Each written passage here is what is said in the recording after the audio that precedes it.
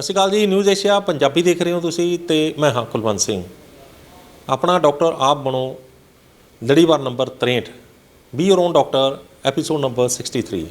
ਅੱਜ ਇਸ ਲੜੀਵਾਰ ਦੇ ਵਿੱਚ ਅਸੀਂ ਇੱਕ ਅਜਿਹੇ ਵਿਸ਼ੇ ਨੂੰ ਛੂਹਣ ਜਾ ਰਹੇ ਹਾਂ ਜਿਹੜਾ ਇਹਨਾਂ ਦਿਨੀ ਬਹੁਤ ਗਰਮ ਜਿਹੜਾ ਉਹ ਟੌਪਿਕ ਹੈ ਤੇ ਬਹੁਤ ਵੱਡੇ ਲੈਵਲ ਦੇ ਉੱਤੇ ਹਿੰਦੁਸਤਾਨ ਦੇ ਵਿੱਚ ਚਰਚਾ ਦਾ ਵਿਸ਼ਾ ਬਣਿਆ ਹੋਇਆ। ਰਾਜੂ ਸ਼੍ਰੀਵਾਸਤਵ ਕਮੇਡੀਅਨ ਦੀ ਮੌਤ। कोई 10 अगस्त पहला 10 अगस्त वाले दिन राजू श्रीवास्तव ਜਿਹੜੇ ਦਿੱਲੀ ਦੇ ਇੱਕ ਕਿਸੇ ਜਿਮ ਦੇ ਵਿੱਚ ਵਰਕਆਊਟ ਕਰ ਰਹੇ ਸੀ, ਐਕਸਰਸਾਈਜ਼ ਕਰ ਰਹੇ ਸੀ। ਟ੍ਰੈਡਮਿਲ ਦੇ ਉੱਤੇ ਜਦੋਂ ਉਹ ਐਕਸਰਸਾਈਜ਼ ਕਰ ਰਹੇ ਸੀ ਤਾਂ ਉੱਥੋਂ ਡਿੱਗ ਕੇ ਉਹਨਾਂ ਨੂੰ ਬੇਹੋਸ਼ ਹੋ ਗਏ। ਉਹਨਾਂ ਨੂੰ ਹਸਪਤਾਲ ਜਾਇਆ ਗਿਆ ਜਿੱਥੇ ਉਹਨਾਂ ਨੂੰ ਡਾਕਟਰਾਂ ਨੇ ਕਿਹਾ ਇਹਨਾਂ ਨੂੰ ਹਾਰਟ ਅਟੈਕ ਹੋਇਆ। ਐਂਜੀਓਪਲਾਸਟਿਕ ਦਾ ਆਪਰੇਸ਼ਨ ਕੀਤਾ ਗਿਆ ਤਾਂ ਉਸ ਤੋਂ ਬਾਅਦ ਉਹ ਫਿਰ ਕੋਮਾ 'ਚ ਚਲੇ ਗਏ। ਕੋਮਾ ਤੋਂ ਬਾਅਦ ਉਹਨਾਂ ਨੂੰ ਫਿਰ ਵੈਂਟੀਲੇਟਰ 'ਤੇ ਰੱਖਿਆ ਗਿਆ। ਕਾਫੀ ਸਮਾਂ ਜਿਹੜਾ ਉਹਨਾਂ ਦੀ ਜਿਹੜੀ ਆ ਉਹ ਓਬਜ਼ਰਵੇਸ਼ਨ 'ਚ ਰੱਖਿਆ ਗਿਆ ਅਤੇ ਉਹ 21 ਸਤੰਬਰ ਨੂੰ ਉਹਨਾਂ ਦੀ 58 ਸਾਲ ਦੀ ਉਮਰ ਦੇ ਵਿੱਚ ਉਹਨਾਂ ਦੀ ਮੌਤ ਹੋ ਗਈ। ਡਾਕਟਰ ਅਮਰ ਸਿੰਘ ਆਜ਼ਾਦ ਇਸ ਨੂੰ ਗੈਰ ਕੁਦਰਤੀ ਮੌਤ ਮੰਨਦੇ ਨੇ। ਇਹ ਕਹਿੰਦੇ ਨੇ ਵੀ ਇਹ ਗੈਰ ਕੁਦਰਤੀ ਮੌਤ ਹੈ, ਇਹ ਕੁਦਰਤੀ ਮੌਤ ਨਹੀਂ ਹੈਗੀ।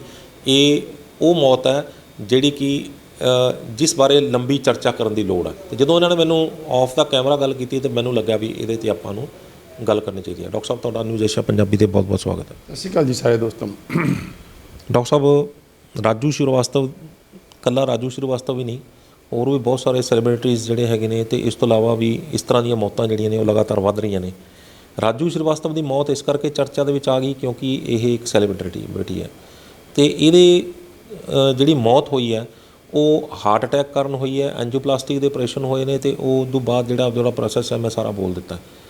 ਤੁਸੀਂ ਕਹਿੰਦੇ ਹੋ ਵੀ ਇਹ ਗੈਰ ਕੁਦਰਤੀ ਮੌਤ ਹੈ, ਕਿਸ ਤਰ੍ਹਾਂ?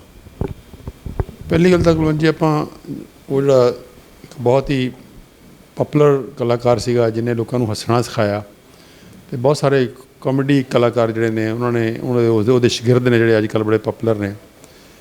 ਤਾਂ ਪਹਿਲੀ ਗੱਲ ਤਾਂ ਅਸੀਂ ਉਹਦੀ ਮੌਤ 'ਤੇ ਬਹੁਤ ਹੀ ਗਹਿਰੇ ਦੁੱਖ ਦਾ ਪ੍ਰਗਟਾਵਾ ਕਰਦੇ ਹਾਂ।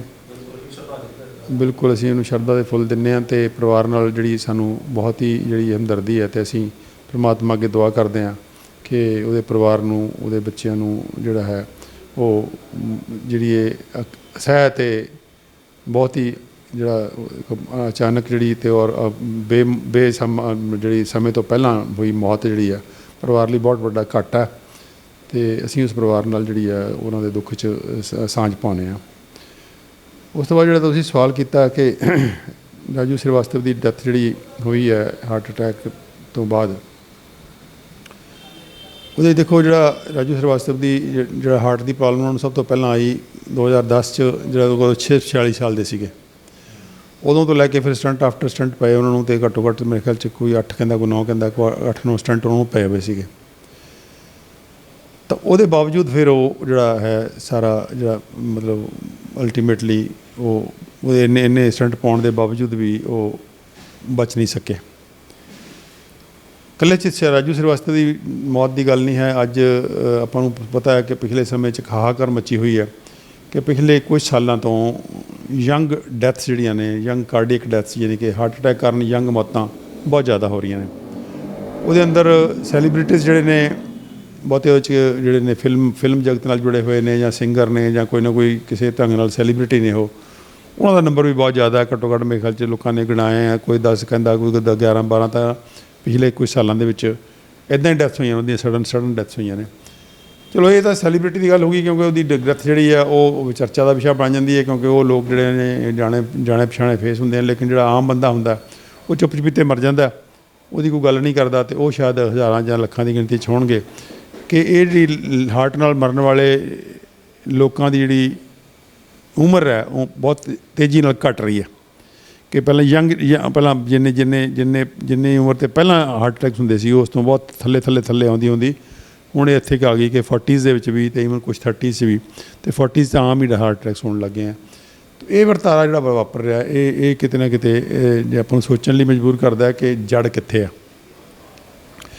ਕਿਉਂਕਿ ਜਦੋਂ ਰਾਜੂ ਸ਼੍ਰੀਵਾਸਤਵ ਨੂੰ 46 ਸਾਲ ਦੀ ਉਮਰ 'ਚ ਹਾਰਟ ਦੀ ਪ੍ਰੋਬਲਮ ਆ ਗਈ ਤਾਂ ਉਹਦੀ ਜੜ ਨੂੰ ਕਿਸੇ ਨੇ ਕੁਛ ਨਹੀਂ ਕਿਹਾ ਕਿ ਉਹਦੇ ਆਫਟਰ ਹਾਰਟ ਦੇ ਅੰਦਰ ਪ੍ਰੋਬਲਮ ਆਈ ਕਿਉਂ। ਉਹਦੇ ਹਾਰਟ ਦੇ ਜਿੱਥੇ ਬਲੋਕੇਜ ਆਇਆ ਉੱਥੇ ਸਟੰਟ ਪਾਈ ਗਏ। ਇੱਕ ਮਿਸਤਰੀ ਵਾਂਗੂ ਜਿਵੇਂ ਕਿ ਸਾਡੀਆਂ ਘਰ ਦੀ ਕੋਈ ਨਾਲੀ ਬਲੌਕ ਹੋ ਜਾਂਦੀ ਹੈ ਤੇ ਅਸੀਂ ਫਿਰ ਉਹਨੂੰ ਸਾਫ਼ ਕਰ ਦਿੰਦੇ ਹਾਂ ਜਾਂ ਉਹਦੇ 'ਚ ਕੋਈ ਉਹ ਇੱਦਾਂ ਦੀ ਚੀਜ਼ ਪਾ ਦਿੰਦੇ ਹਾਂ ਕਿ ਮੁੜ ਕੇ ਬੰਦ ਨਾ ਹੋਵੇ। ਤਾਂ ਇਹ ਕਿਸਮ ਦੀ ਜਿਹਨੂੰ ਕਹਿੰਦੇ ਆ ਮਕੈਨਿਕੀ ਹੈ ਇਹ ਕੋਈ ਉਸ ਕਿਸਮ ਦੀ ਆਪਾਂ ਕਹੀਏ ਤਾਂ ਮਤਲਬ ਡਾਕਟਰੀ ਨਹੀਂ ਕਹਿਣਾ ਚਾਹੀਦਾ ਇਹਨੂੰ, ਕਿਉਂਕਿ ਡਾਕਟਰੀ ਤਾਂ ਉਹ ਹੁੰਦੀ ਹੈ ਜਿਹੜੀ ਬਿਮਾਰੀ ਦੀ ਜੜ ਫੜੇ, ਫਿਰ ਜੜ ਨੂੰ ਖਤਮ ਕਰੇ ਅਤੇ ਫਿਰ ਉਹਦੇ ਨਾਲ ਬਿਮਾਰੀ ਦੇ ਜਿਹੜੇ ਬਲਾਮਤਾਂ ਨੇ ਜਾਂ ਉਹਦੇ ਭਵਿੱਖ ਦੇ ਵਿੱਚ ਵੀ ਜੋ ਬਿਮਾਰੀ ਹੋਣ ਦੀ ਸੰਭਾਵਨਾ ਖਤਮ ਹੋ ਜਾਏ, ਉਹ ਬਿਲਕੁਲ ਵੀ ਨਹੀਂ ਜਾਪਦੀ। ਤਾਂ ਇਹ ਇੱਕ ਤਾਂ ਇਹ ਫੈਕਟਰ ਹੈ ਕਿ ਜਿਹੜੀ ਹਾਰਟ ਦੀ ਬਿਮਾਰੀ ਹੈ ਜਿਹਨੂੰ ਅਸੀਂ ਬਲੱਡ ਵੈਸਲ ਡਿਜ਼ੀਜ਼ ਕਹਿੰਦੇ ਹਾਂ, ਕਿ ਖੂਨ ਦੀਆਂ ਨਾੜਾਂ ਜਿਹੜੀਆਂ ਨੇ ਉਹ ਅੰਦਰੋਂ ਉਹਦੇ ਅੰਦਰ ਕੁਛ ਚੀਜ਼ਾਂ ਜੰਮ ਜਾਂਦੀਆਂ ਨੇ ਅਤੇ ਉਹ ਜਿਹੜੀ ਨਾੜ ਹੈ ਉੱਥੋਂ ਉਹਦਾ ਜਿਹੜਾ ਅੰਦਰਲਾ ਜਿਹੜਾ ਹੋਲ ਹੁੰਦਾ ਉਹ ਪਤਲਾ ਹੋ ਜਾਂਦਾ ਅਤੇ ਪਤਲਾ ਹੋਣ ਦੇ ਨਾਲ ਖੂਨ ਦੀ ਬਲੱਡ ਸਪਲਾਈ ਜਾਂਦੀ ਨਹੀਂ ਹੈ ਅਤੇ ਉਹ ਪਤਲੇ ਖੂਨ ਦੇ ਵਿੱਚ ਜੇ ਮਾੜਾ ਮੋਟਾ ਵੀ ਕੋਈ ਕਲੌਟ ਫਸ ਜਾਂਦਾ ਤਾਂ ਉੱਥੇ ਹਾਰਟ ਅਟੈਕ ਹੋ ਜਾਂਦਾ ਜਾਂ ਬ੍ਰੇਨ ਸਟ੍ਰੋਕ ਹੋ ਜਾਂਦਾ। ਸੋ ਇਹ ਦੋ ਜਿਹੜੇ ਸਭ ਤੋਂ ਵੱਡੇ ਕਿਲਰ ਨੇ ਹਾਰਟ ਅਤੇ ਬ੍ਰੇਨ ਰਲ ਕੇ, ਇਹ ਦੁਨੀਆ ਦੇ ਸਭ ਤੋਂ ਟੌਪ ਕਿਲਰ ਨੇ। ਇਹਦੇ ਲਗਭਗ ਸਾਰੇ ਕੰਟਰੀ 'ਚ ਇਹ ਕਿਤੇ ਇੱਕ ਤੇ 2 ਨੰਬਰ 'ਤੇ ਨੇ। ਕੋਈ ਕੰਟਰੀ ਇਹੋ ਜਿਹਾ ਨਹੀਂ ਜਿੱਥੇ ਕਿ ਇਹ ਥੱਲੇ ਹੋਣ। ਅਤੇ ਇਹਦਾ ਮਤਲਬ ਪੂਰੀ ਦੁਨੀਆ ਦੇ ਵਿੱਚ ਪੂਰੀ ਮਨੁੱਖਤਾ ਨਾਲ ਇੱਕ ਖਾਸ ਕਿਸਮ ਦਾ ਵਰਤਾਰਾ ਵਾਪਰ ਰਿਹਾ ਜਿਹੜਾ ਕਿ ਉਹਨਾਂ ਨੂੰ ਇਹ ਪ੍ਰੋਨ ਕਰ ਰਿਹਾ ਕਿ ਜਿਹੜਾ ਕਿਉਂਕਿ ਖੂਨ ਦੀਆਂ ਨਾੜਾਂ ਤਾਂ ਸਾਰੀ ਸਰੀਰ 'ਚ ਨੇ। ਹੁਣ ਹਾਰਟ ਅਤੇ ਜਿਹੜਾ ਬ੍ਰੇਨ ਦੀਆਂ ਨਾੜਾਂ ਕਿਉਂ ਇੰਪੋਰਟੈਂਟ ਨੇ, ਕਿਉਂਕਿ ਇਹ ਵਾਈਟਲ ਔਰਗਨ ਨੇ ਅਤੇ ਵਾਈਟਲ ਔਰਗਨ ਹੋਣ ਕਰਕੇ ਜੇ ਇਹਦੇ ਅੰਦਰ ਬਲੋਕੇਜ ਆਉਂਦਾ ਤਾਂ ਉਹ ਫਿਰ ਤਾਂ ਦੀ ਡੈਥ ਹੈ। ਅਤੇ ਬਾਕੀ ਨਾੜਾਂ ਜਿਹੜੀਆਂ ਕਦੇ ਬਲੋਕ ਹੁੰਦੀਆਂ ਨੇ ਉਹ ਡੈਥ ਨਹੀਂ ਹੁੰਦੀ, ਲੇਕਿਨ ਉਹਦੀਆਂ ਅਲਾਮਤਾਂ ਉਹਦੀਆਂ ਹੀ ਹੁੰਦੀਆਂ ਨੇ। ਤਾਂ ਆਪਾਂ ਕੱਲ੍ਹ ਪਰਸੋਂ ਗੱਲ ਕਿਡਨੀ ਦੀ ਕਰ ਰਹੇ ਸੀਗੇ। ਕਿਡਨੀ ਦੀ ਬਿਮਾਰੀ ਵੀ ਬਹੁਤ ਵੱਧ ਰਹੀ ਹੈ, ਉਹਦੇ 'ਚ ਵੀ ਕਿਤੇ ਨਾ ਕਿਤੇ ਇੱਦਾਂ ਦੀ ਜਿਹੜੀ ਉਹਦੀ ਖੂਨ ਬਲੱਡ ਸਪਲਾਈ ਘੱਟ ਹੋਣ ਦਾ ਰੋਲ ਹੋ ਸਕਦਾ। ਜਾਂ ਸਾਡੇ ਡਾਇਬਟੀਜ਼ ਦੇ ਅੰਦਰ ਪੈਰ ਗਲ ਜਾਂਦਾ ਹੈ, ਉਹਦੇ 'ਚ ਵੀ ਇੱਦਾਂ ਦੀ ਨਾੜਾਂ ਬੰਦ ਹੋ ਜਾਂਦੀਆਂ ਨੇ। ਜਾਂ ਸਾਡੇ ਜਿਹੜੇ ਜੇ ਨਾੜਾਂ ਪੱਠਿਆਂ ਦੀਆਂ ਬਲੋਕ ਹੋ ਜਾਣਗੀਆਂ ਤਾਂ ਦਰਦਾਂ ਹੋਣ ਲੱਗ ਜਾਣਗੀਆਂ ਪੱਠਿਆਂ 'ਚ, ਤਾਂ ਉਹ ਕਿਉਂਕਿ ਪੂਰੇ ਸਰੀਰ ਦੀਆਂ ਨਾੜਾਂ ਦਾ ਜਿਹੜਾ ਇਹ ਵਰਤਾਰਾ ਹੁੰਦਾ ਤਾਂ ਕਿਤੇ ਨਾ ਕਿਤੇ ਹੈਗਾ। ਰੁਕਾਂਗਾ ਤੁਹਾਨੂੰ ਕਿਉਂਕਿ ਮੇਰੇ ਦਿਮਾਗ 'ਚ ਸਵਾਲ ਆਇਆ ਹਾਰਟ ਅਟੈਕ ਦੇ ਸੰਬੰਧਿਤ। ਤੁਸੀਂ ਹਾਰਟ ਅਟੈਕ ਦੀ ਗੱਲ ਕੀ ਕਰ ਰਹੇ ਹੋ ਨਾ, ਕਿ ਆਪਾਂ ਨੂੰ ਦਰਸ਼ਕਾਂ ਨੂੰ ਇਹ ਸਮਝਾਉਣਾ ਪਏਗਾ। ਮੰਨ ਲਓ ਵੀ ਅੰਦਰੋਂ ਉਹ ਨਾੜੀ ਦੇ ਵਿੱਚ ਕੁਝ ਬਲੋਕੇਜ ਆ ਗਈ, ਬਲੋਕੇਜ ਆਈ ਤਾਂ ਉਹ ਹਾਰਟ ਅਟੈਕ ਹੋਇਆ। ਮਤਲਬ ਕੀ ਹੋਇਆ, ਹਾਰਟ ਦੇ ਨਾਲ ਕੀ ਵਾਪਰਿਆ ਉੱਥੇ ਜਾ ਕੇ? ਕੀ ਉੱਥੇ ਕੋਈ ਸੁਰਾਖ ਹੋ ਗਿਆ, ਕੀ ਹੋ ਗਿਆ ਉਹਦੇ ਨਾਲ ਜਿੱਦਾਂ ਅਟੈਕ ਹੋਇਆ? ਨਹੀਂ, ਉਹ ਜਿਹੜੀ ਉਹ ਨਾੜੀ ਬਲੋਕ ਹੋਈ, ਜਿਸ ਏਰੀਏ ਨੂੰ ਉਹ ਖੂਨ ਪਹੁੰਚਾ ਰਹੀ ਸੀਗੀ, ਉਹ ਏਰੀਆ ਡੈੱਡ ਹੋ ਜਾਂਦਾ ਹਾਰਟ ਦਾ। ਮਤਲਬ ਕਿ ਹਾਰਟ ਦੀ ਜਿਹੜੀ ਨਾੜੀ ਆ ਉਹ ਬਲੋਕ ਹੋਈ, ਬਾਹਰ ਕਿਤੇ ਨਹੀਂ ਹੋਈ, ਸਿਰਫ ਹਾਰਟ ਦੀ ਨਾੜੀ ਬਲੋਕ ਹੋਈ। ਹਾਰਟ ਨੂੰ ਜਿਹੜੀ ਖੂਨ ਪਹੁੰਚਾ ਰਹੀ ਸੀ ਸਿਰਫ ਉਹੀ ਨਾੜੀ ਬਲੋਕ ਹੋਈ ਅਤੇ ਉਹ ਏਰੀਆ ਡੈੱਡ ਹੋ ਗਿਆ। ਉਹ ਏਰੀਆ ਡੈੱਡ ਹੋ ਗਿਆ। ਹੁਣ ਹਾਰਟ ਦਾ ਏਰੀਆ, ਕਿਉਂਕਿ ਹਾਰਟ ਇੱਕ ਇਹੋ ਜਿਹਾ ਔਰਗਨ ਹੈ ਜਿਹਨੂੰ ਹਰ ਵੇਲੇ 24 ਘੰਟੇ ਤੇ ਕੋਈ ਬੰਦ ਨਹੀਂ ਹੋ ਸਕਦਾ। ਕੁਛ ਸਕਿੰਟਾਂ ਜਾਂ ਮਿੰਟਾਂ ਲਈ ਵੀ ਬੰਦ ਨਹੀਂ ਹੋ ਸਕਦਾ। ਉਹਦਾ ਗੁਣ ਧਰਮ ਇੱਦਾਂ ਦਾ ਕਿ ਉਹਨੂੰ ਕੁਦਰਤ ਨੇ ਬਣਾਇਆ ਇੱਦਾਂ ਕਿ ਉਹ ਮਾਂ ਦੇ ਪੇਟ 'ਚ ਸ਼ੁਰੂ ਹੋ ਜਾਂਦਾ ਧੜਕਣਾ, ਅਤੇ ਫਿਰ ਜਦ ਤੱਕ ਬੰਦਾ ਮੁੱਕ ਨਹੀਂ ਜਾਂਦਾ ਤਦ ਤੱਕ ਉਹ ਧੜਕਦਾ ਰਹਿੰਦਾ। ਜਿਹੜੇ ਏਰੀਆ ਦੇ ਵਿੱਚ ਉਹਨੇ ਹਾਰਟ ਦੇ ਬਲੋਕ ਡੈੱਡ ਹੋ ਗਿਆ, ਉਹਦੇ ਨਾਲ ਫਿਰ ਅੰਦਰ ਬਾਡੀ ਦੇ ਉੱਤੇ ਕੀ ਇਫੈਕਟ ਪੈਂਦਾ? ਕਈ ਜਿਵੇਂ ਹੁਣ ਆਪਾਂ ਮੰਨ ਲਈਏ ਵੀ ਰੀੜ੍ਹ ਦੀ ਹੱਡੀ ਦੇ ਵਿੱਚ ਕੋਈ ਮਣਕਾ ਜਿਵੇਂ ਆਪਾਂ ਨੂੰ ਉਹ ਹਿੱਲ ਜਾਂਦਾ, ਜਾਂ ਉੱਥੇ ਕੋਈ ਨਾੜੀ ਦੱਬ ਜਾਂਦੀ ਹੈ ਤਾਂ ਲੱਤਾਂ ਜਾਮ ਹੋ ਗਈਆਂ ਜਾਂ ਕੁਛ ਹੋ ਗਿਆ, ਇਹਦੇ ਨਾਲ ਬਾਡੀ ਦੇ ਉੱਤੇ ਹੋਰ ਵੀ ਅੰਗਾਂ 'ਤੇ ਹੋਰ ਅਸਰ ਪੈਂਦਾ? ਬਿਲਕੁਲ ਪਏਗਾ, ਕਿਉਂਕਿ ਜੇ ਹਾਰਟ 'ਤੇ ਡਿਪੈਂਡ ਕਰਦਾ ਨਾ ਉਹ ਏਰੀਆ ਕਿੱਡਾ ਕੁ ਇੰਪੋਰਟੈਂਟ ਹੈ ਹਾਰਟ ਦਾ। ਜੇ ਤਾਂ ਉਹ ਏਰੀਆ ਬਹੁਤ ਜ਼ਿਆਦਾ ਇੰਪੋਰਟੈਂਟ ਨਹੀਂ ਹੈ ਤਾਂ ਤੁਹਾਨੂੰ ਦਰਦ ਹੋਏਗੀ, ਪਸੀਨਾ ਆਏਗਾ, ਬਲੱਡ ਪ੍ਰੈਸ਼ਰ ਘਟੇਗਾ, ਇੱਕ ਵਾਰੀ ਤੁਹਾਨੂੰ ਛਾਤੀ 'ਚ ਪੂਰਾ ਮਤਲਬ ਹਾਰਟ ਅਟੈਕ ਦੇ ਸਿੰਪਟਮ ਹੋਣਗੇ। ਅਤੇ ਉਸ ਤੋਂ ਬਾਅਦ ਉਹ ਹਾਰਟ ਫਿਰ ਤੋਂ ਕੁਦਰਤ ਉਹਨੂੰ ਬਾਕੀ ਹਾਰਟ ਦੇ ਸਿਰ 'ਤੇ ਜਿੰਨਾ ਕੁ ਬਚ ਗਿਆ ਉਹਦੇ ਸਿਰ 'ਤੇ ਫਿਰ ਕੰਮ ਕਰਾਉਣਾ ਸ਼ੁਰੂ ਕਰ ਦਿੰਦੀ ਹੈ। ਲੇਕਿਨ ਇੱਕ ਵਾਰੀ ਉਹ ਹਾਰਟ ਕਮਜ਼ੋਰ ਪੈ ਜਾਂਦਾ ਅਤੇ ਉਹ ਖੂਨ ਦੀ ਜਿਹੜੀ ਹੈ ਉਹ ਆਪਣਾ ਜਿਹੜਾ ਕੰਮ ਹੈ ਉਹਦਾ ਕਿ ਉਹਨੇ ਖੂਨ ਪੰਪ ਕਰਨਾ, ਉਹਦੇ 'ਚ ਉਹਦਾ ਕੁਛ ਨਾ ਕੁਛ ਡਿੱਕਾ ਆ ਜਾਂਦਾ। ਜੇ ਬਾਈ ਚਾਂਸ ਉਹਦਾ ਏਰੀਆ ਇੱਦਾਂ ਦਾ ਹੋਇਆ ਜਿਹਦੇ 'ਚ ਕਿ ਖੂਨ ਦੀ ਜਿਹੜੀ ਨਾੜ ਹੈ, ਜਿਹੜੀ ਖੂਨ ਦੀ ਨਾੜ ਹੈ ਉਹ ਕਿਸੇ ਉਹ ਐਸੇ ਏਰੀਏ 'ਚ ਹੈ ਜਿੱਥੇ ਕਿ ਕੰਡਕਸ਼ਨ ਸਿਸਟਮ ਹੈ ਉਹਦਾ ਜਿਹੜਾ ਕਿ ਹਾਰਟ ਨੂੰ ਬੀਟ ਕਰ ਰਿਹਾ, ਤਾਂ ਕੰਡਕਸ਼ਨ ਸਿਸਟਮ ਬਲੌਕ ਹੋ ਜਾਏਗਾ ਅਤੇ ਹਾਰਟ ਜਿਹੜਾ ਸਡਨਲੀ ਕਾਰਡਿਕ, ਉਹਨੂੰ ਕਹਿੰਦੇ ਕਾਰਡਿਕ ਅਰੈਸਟ, ਹਾਂ, ਅਤੇ ਬੰਦੇ ਦੀ ਮੌਤ ਹੋ ਜਾਏਗੀ। ਤਾਂ ਇਹ ਕਿਤੇ ਨਾ ਕਿਤੇ ਜਿਹੜਾ ਉਹ ਵਰਤਾਰਾ ਹੈ ਕਿ ਬੰਦਾ ਜਿਹੜਾ ਹੈ ਉਹ ਸਡਨਲੀ ਮਰ ਜਾਂਦਾ ਹੈ। ਕਦੋਂ ਮਰਦਾ ਹੈ? ਜਦੋਂ ਜਿਹੜਾ ਹਾਰਟ ਦਾ ਇਲੈਕਟ੍ਰੀਕਲ ਸਿਸਟਮ ਹੈ ਜਿਹਦੇ ਸਿਰ 'ਤੇ ਉਹ ਬੀਟ ਕਰ ਰਿਹਾ ਸੀਗਾ, ਜਦੋਂ ਇਲੈਕਟ੍ਰੀਕਲ ਸਿਸਟਮ ਦੇ ਰਾਹ 'ਚ ਕਿਤੇ ਉਹ ਬਲਾਕ ਆ ਜਾਏਗਾ, ਉੱਥੇ ਉਹ ਏਰੀਆ ਮਰ ਗਿਆ, ਤਾਂ ਉੱਥੋਂ ਉਹ ਕੰਡਕਸ਼ਨ ਸਿਸਟਮ ਬਲਾਕ ਹੋਇਆ ਤਾਂ ਉਹ ਹਾਰਟ ਬੰਦ ਹੋ ਗਿਆ, ਉਹ ਕਹਿੰਦੇ ਕਾਰਡਿਕ ਅਰੈਸਟ। ਤਾਂ ਕਾਰਡਿਕ ਅਰੈਸਟ ਹੋ ਜਾਂਦਾ ਕਈ ਵਾਰੀ ਸਡਨਲੀ, ਤਾਂ ਕਾਰਡਿਕ ਅਰੈਸਟ ਕਰਕੇ ਫਿਰ ਬੰਦਾ ਸਡਨਲੀ ਮਰ ਜਾਂਦਾ। ਤਾਂ ਇਹ ਵਰਤਾਰਾ ਜਿਹੜਾ ਕਿਤੇ ਨਾ ਕਿਤੇ ਜਿਹਦੀ ਆਪਾਂ ਕਹਿ ਰਹੇ ਸੀ ਕਿ ਉਹਦੀ ਉਮਰ ਯੰਗਰ ਹੋਈ ਜਾ ਰਹੀ ਹੈ, ਜਿਹੜੀ 70-80 ਸਾਲ ਤੇ 90 ਸਾਲ 'ਤੇ ਹੁੰਦੀ ਸੀ, ਹੌਲੀ ਹੌਲੀ ਘਟਦੀ ਉਹ 30-40 ਸਾਲ 'ਤੇ 20 ਸਾਲ 'ਤੇ 25 ਸਾਲ 'ਤੇ ਇੱਥੇ ਵੀ ਹੋਣ ਲੱਗ ਗਿਆ। ਇਹ ਵਰਤਾਰਾ ਕਿਉਂ ਹੋ ਰਿਹਾ? ਪਹਿਲੀ ਗੱਲ ਤਾਂ ਇਹਦੇ ਬਾਰੇ ਸੋਚਣਾ ਕਿ ਇਹ ਵਰਤਾਰੇ ਦੀ ਜੜ ਕਿੱਥੇ ਹੈ। ਫਿਰ ਕੀ ਜਿਹੜੀਆਂ ਬਾਕੀ ਬਿਮਾਰੀਆਂ ਵੱਧ ਰਹੀਆਂ ਨੇ, ਗੁਰਦਿਆਂ ਦੀ ਬਿਮਾਰੀ ਬਹੁਤ ਵੱਧ ਰਹੀ ਹੈ, ਲਿਵਰ ਫੇਲਰ ਬਹੁਤ ਵੱਧ ਰਿਹਾ, ਸ਼ੂਗਰ ਵੱਧ ਰਹੀ ਹੈ, BP ਵੱਧ ਰਿਹਾ, ਮੋਟਾਪਾ ਵੱਧ ਰਿਹਾ, ਤੁਹਾਡੇ ਆਟੋਮਿਊਨ ਬਿਮਾਰੀਆਂ ਨੇ, ਗਠੀਏ ਵਰਗੀਆਂ, ਅਸਥਮਾ ਵਰਗੀਆਂ ਉਹ ਵੱਧ ਰਹੀਆਂ ਨੇ, ਮਾਨਸਿਕ ਰੋਗ ਵੱਧ ਰਹੇ। ਕੀ ਜਿਹੜੀਆਂ ਬਾਕੀ ਬਿਮਾਰੀਆਂ ਵੱਧ ਰਹੀਆਂ ਉਹਦੇ ਨਾਲ ਦਾ ਕੋਰਿਲੇਸ਼ਨ ਹੈਗਾ? ਜੇ ਇਕੱਲੀ ਇਹੀ ਬਿਮਾਰੀ ਵੱਧਦੀ ਹੁੰਦੀ ਅਤੇ ਬਾਕੀ ਬਿਮਾਰੀਆਂ ਘਟ ਰਹੀਆਂ ਹੁੰਦੀਆਂ ਤਾਂ ਆਪਾਂ ਹੋਰ ਢੰਗ ਨਾਲ ਸੋਚਦੇ। ਇਹਦਾ ਮਤਲਬ ਕੋਈ ਇਹੋ ਜਿਹਾ ਫੈਕਟਰ ਹੈ ਜਿਹੜਾ ਇਕੱਲੇ ਹਾਰਟ ਵਾਲੀ ਗੱਲ ਨੂੰ ਡਿਸਟਰਬ ਕਰ ਰਿਹਾ, ਹੋਰ ਨਹੀਂ ਕਿਸੇ ਗੱਲ ਨੂੰ ਡਿਸਟਰਬ ਕਰ ਰਿਹਾ। ਲੇਕਿਨ ਇਹਦੇ ਨਾਲ ਆਪਾਂ ਨੂੰ ਜਿਹੜਾ ਲੱਗਦਾ ਹੈ ਕਿ ਸਾਰੀਆਂ ਦੀ ਸਾਰੀਆਂ ਜਿਹਨੂੰ ਪੁਰਾਣੀਆਂ ਬਿਮਾਰੀਆਂ ਨੇ, ਕਰੋਨਿਕ ਡਿਜ਼ੀਜ਼ਜ਼ ਨੇ, ਚਾਹੇ ਉਹ ਹਾਰਟ ਦੀਆਂ ਨੇ, ਚਾਹੇ ਉਹ ਲੰਗਸ ਦੀਆਂ ਨੇ, ਚਾਹੇ ਉਹ ਚਮੜੀ ਦੀਆਂ ਨੇ, ਚਾਹੇ ਉਹ ਬ੍ਰੇਨ ਦੀਆਂ ਨੇ, ਠੀਕ ਹੈ, ਅਤੇ ਚਾਹੇ ਸ਼ੂਗਰ ਬਲੱਡ ਪ੍ਰੈਸ਼ਰ ਵਰਗੀਆਂ ਨੇ, ਜਾਂ ਗੁਰਦੇ ਅਤੇ ਲਿਵਰ ਦਾ ਸਮੱਸਿਆ, ਇਹ ਸਾਰੀਆਂ ਦੇ ਸਾਰੀਆਂ ਵੱਧ ਰਹੀਆਂ ਨੇ। ਇਹਦਾ ਮਤਲਬ ਜੜ ਕਿਤੇ ਇਹੋ ਜਿਹੀ ਥਾਂ 'ਤੇ ਹੈ ਜਿੱਥੇ ਉਹ ਬਾਕੀ ਅੰਗਾਂ ਨੂੰ ਵੀ ਪ੍ਰਭਾਵਿਤ ਕਰ ਰਹੀਆਂ ਨੇ। ਹੁਣ ਇਹ ਨਿਰਭਰ ਇਸ ਗੱਲ 'ਤੇ ਕਰਦਾ ਹੈ ਕਿ ਪਹਿਲਾਂ ਕਿਹੜਾ ਅੰਗ ਪ੍ਰਭਾਵਿਤ ਹੋ ਗਿਆ। ਪਹਿਲਾਂ ਹਾਰਟ ਹੋ ਗਿਆ ਤਾਂ ਉਹਦੇ ਮਗਰੇ ਕਿਉਂਕਿ ਹਾਰਟ ਜੇ ਅਗਰ ਠੀਕ ਕੰਮ ਨਹੀਂ ਕਰ ਰਿਹਾ ਤਾਂ ਕੁਦਰਤੀ ਗੱਲ ਬਾਕੀ ਅੰਗ ਵੀ ਨਹੀਂ ਕੰਮ ਨਹੀਂ ਕਰਨਗੇ, ਕਿਉਂਕਿ ਹਾਰਟ ਨੇ ਤਾਂ ਬਲੱਡ ਪਹੁੰਚਾਉਣਾ ਸਭ ਥਾਂ 'ਤੇ। ਕੋਈ ਸਾਈਨ ਨਹੀਂ ਦਿੰਦਾ ਹਾਰਟ ਅਟੈਕ ਹੋਣ ਤੋਂ ਪਹਿਲਾਂ ਵੀ ਮੇਰੇ ਅੰਦਰ ਕੁਝ ਬਲੌਕੇਜ ਆ ਰਹੀ ਹੈ ਉਹਦੇ ਵਿੱਚ? ਨਹੀਂ, ਕਈ ਵਾਰੀ ਆਉਂਦੇ ਆ ਸਾਈਨ, ਪਰ ਕਹਿੰਦੇ ਹਰ ਚੌਥਾ ਹਾਰਟ ਅਟੈਕ ਜਿਹੜਾ ਹੁੰਦਾ ਉਹ ਸਡਨ ਆਉਂਦਾ। ਜਿਹੜੇ 75% ਲੋਕਾਂ ਨੂੰ ਸਾਈਨ ਮਿਲਦੇ ਆ, ਉਹ ਸਾਈਨ ਹੁੰਦੇ ਆ ਕਿ ਛਾਤੀ ਦਰਦ ਹੁੰਦੀ ਹੈ, ਇੱਕ ਗੱਲ ਹੈ, ਘੁੱਟਣ ਹੁੰਦੀ ਹੈ, ਜਕੜਨ ਜੀ ਹੋ ਜਾਂਦੀ ਹੈ, ਉਹ ਦਰਦ ਜਿਹੜੀ ਹੈ ਖੱਬੀ ਬਾਂਹ 'ਚ ਵੀ ਜਾ ਸਕਦੀ ਹੈ, ਉੱਪਰ ਗਲ 'ਚ ਵੀ ਜਾ ਸਕਦੀ ਹੈ, ਥੱਲੇ ਪੇਟ ਵੱਲ ਨੂੰ ਵੀ ਜਾ ਸਕਦੀ ਹੈ, ਛਾਤੀ ਦੀ ਬੈਕ ਸਾਈਡ 'ਤੇ ਵੀ ਜਾ ਸਕਦੀ ਹੈ। ਔਰ ਦਰਦ ਜਾਣ ਦਾ ਮਤਲਬ ਕੀ ਹੁੰਦਾ? ਇਹਦੇ ਨਾਲ ਨਾੜੀਆਂ ਅਟੈਚ ਹੁੰਦੀਆਂ? ਇਹਦਾ ਮਤਲਬ ਇਹ ਹੁੰਦਾ ਕਿ ਖੂਨ ਦੀ ਸਪਲਾਈ ਪੂਰੀ ਤਰ੍ਹਾਂ ਨਹੀਂ ਘਟ ਗਈ ਹੈ। ਇਹ ਕਹਿੰਦੇ ਦਿਸ ਇਜ਼ ਅ ਕਰਾਈ ਆਫ ਦਾ ਹਾਰਟ, ਕਿ ਹਾਰਟ ਬਲੱਡ ਹੋਰ ਮੰਗ ਰਿਹਾ ਵੀ ਮੇਰੀ ਸਪਲਾਈ ਘੱਟ ਹੈ, ਮੈਨੂੰ ਬਲੱਡ ਦਿਓ। ਉਹ ਤੁਹਾਨੂੰ ਵਾਰਨਿੰਗ ਦੇ ਰਿਹਾ ਕਿ ਤੁਹਾਡੇ ਹਾਰਟ ਦੀ ਬਲੱਡ ਸਪਲਾਈ ਘਟ ਗਈ ਹੈ, ਅਤੇ ਉਹ ਹਾਰਟ ਇਹਨੂੰ ਕਹਿੰਦੇ ਹਾਰਟ ਸਕਰਾਈ, ਜਿਹੜੀ ਅੰਜਾਈਨਾ ਪੇਨ ਕਹਿੰਦੇ, ਅੰਜਾਈਨਾ ਇਸ ਪੇਨ ਨੂੰ ਅੰਜਾਈਨਾ ਕਹਿੰਦੇ ਆ, ਅੰਜਾਈਨਾ। ਅਤੇ ਅੰਜਾਈਨਾ ਜਿਹੜੀ ਚੈਸਟ ਵਾਲੀ ਪੇਨ ਹੁੰਦੀ ਹੈ ਅਤੇ ਅੱਗੇ ਰੇਡੀਏਟ ਕਰਦੀ ਹੈ 4 ਚੁਫੇਰੇ, ਉਹਨੂੰ ਕਹਿੰਦੇ ਆ ਅੰਜਾਈਨਾ। ਤਾਂ ਅੰਜਾਈਨਾ ਜਿਹੜੀ ਹੁੰਦੀ ਆ ਇਹ ਕਹਿੰਦੇ ਹਾਰਟ ਦੀ ਕਰਾਈ ਹੈ, ਇਹ ਕਿ ਮੈਨੂੰ ਬਲੱਡ ਹੋਰ ਚਾਹੀਦਾ। ਤਾਂ ਉਹਦੇ 'ਚ ਜੇ ਤਾਂ ਪਾਰਸ਼ਲ ਹੈ, ਹਾਰਟ ਦੀ ਸਪਲਾਈ ਪੂਰੀ ਤਰ੍ਹਾਂ ਨਹੀਂ ਕੱਟੀ, ਤਾਂ ਅੰਜਾਈਨਾ ਹੋਏਗਾ। ਇਹਦਾ ਮਤਲਬ ਹਾਰਟ ਕੰਮ ਕਰਦਾ ਰਿਹਾ, ਉਹਦਾ ਉਹ ਏਰੀਆ ਡੈਡ ਨਹੀਂ ਹੋਇਆ, ਲੇਕਿਨ ਉਹ ਏਰੀਆ ਜਿਹੜਾ ਖੂਨ ਹੋਰ ਮੰਗ ਰਿਹਾ। ਜੇ ਉਹ ਟੋਟਲੀ ਬਲੌਕ ਹੋ ਗਈ ਤਾਂ ਫਿਰ ਉਹ ਏਰੀਆ ਡੈਡ ਹੋ ਜਾਏਗਾ, ਉਹਨੂੰ ਆਪਾਂ ਕਹਿੰਦੇ ਹਾਂ ਕਿ ਉਹ ਹਾਰਟ ਅਟੈਕ ਹੋ ਗਿਆ। ਤਾਂ ਆਪਾਂ ਜਿਹੜੀ ਗੱਲ ਕਰ ਰਹੇ ਸੀਗੇ ਕਿ ਜਿਹੜੀ ਹਾਰਟ ਅਟੈਕ ਵਾਲੀ ਸਮੱਸਿਆ ਹੈ, ਉਹਦੇ ਨਾਲ ਵੀ ਜਿਹੜਾ ਬਾਕੀ ਬਿਮਾਰੀਆਂ ਵੀ ਵੱਧ ਰਹੀਆਂ ਨੇ, ਗੁਰਦਿਆਂ ਦੀ ਹੈ, ਲਿਵਰ ਦੀ ਹੈ, ਹੋਰ ਸਾਰੀਆਂ ਬਿਮਾਰੀਆਂ ਵੱਧ ਰਹੀਆਂ ਨੇ। ਇਹਦਾ ਮਤਲਬ ਕਾਰਨ ਕਿਤੇ ਸਾਂਝਾ ਕਾਰਨ ਹੁਣ ਕੀ ਹੋ ਸਕਦਾ? ਉਹ ਆਪਾਂ ਬਹੁਤ ਵਾਰੀ ਗੱਲ ਕਰ ਚੁੱਕੇ ਹਾਂ। ਸਾਂਝੇ ਕਾਰਨ ਨੇ ਇਹਦੇ, ਪਹਿਲੀ ਗੱਲ ਤਾਂ ਆਪਾਂ ਸਾਂਝੇ ਕਾਰਨ ਜਿਹੜੇ ਨੇ, ਜੇ ਉਹ ਸਾਂਝੇ ਕਾਰਨਾਂ ਨੂੰ ਰਿਮੂਵ ਨਹੀਂ ਕਰਦੇ ਅਤੇ ਆਪਾਂ ਸਿਰਫ ਕਹਿੰਦੇ ਹਾਂ ਵੀ ਮੈਂ ਅਸੀਂ ਤਾਂ ਜੀ ਜਿਹੜੀ ਨਾੜ ਬਲੌਕ ਵਿੱਚ ਸਟੈਂਟ ਪਾਉਣਾ ਇੱਕ, ਜਾਂ ਉਹਦਾ ਇੱਕ ਨਕਲੀ ਬਾਈਪਾਸ ਬਣਾਉਣਾ, ਉਹਨੂੰ ਬਾਈਪਾਸ ਸਰਜਰੀ ਕਹਿੰਦੇ ਆ। ਅਤੇ ਇਹਦਾ ਮਤਲਬ ਕਿਤੇ ਨਾ ਕਿਤੇ ਅਸੀਂ ਸਿੰਸੀਅਰਲੀ ਮਨੁੱਖਤਾਵਾਦੀ ਹਾਂ ਕਿ ਅਸੀਂ ਸਿਰਫ ਉਸ ਨੂੰ ਆਪਣੀ ਈਗੋ ਬਣਾ ਰੱਖਿਆ ਇੱਕ, ਕਿ ਵੀ ਅਸੀਂ ਤਾਂ ਇੰਨਾ ਕੀ ਕੰਮ ਕਰਨਾ ਬਸ, ਸਾਡੀ ਪੈਥੀ, ਸਾਨੂੰ ਪੜ੍ਹਾਈ ਇੰਨਾ ਗਿਆ।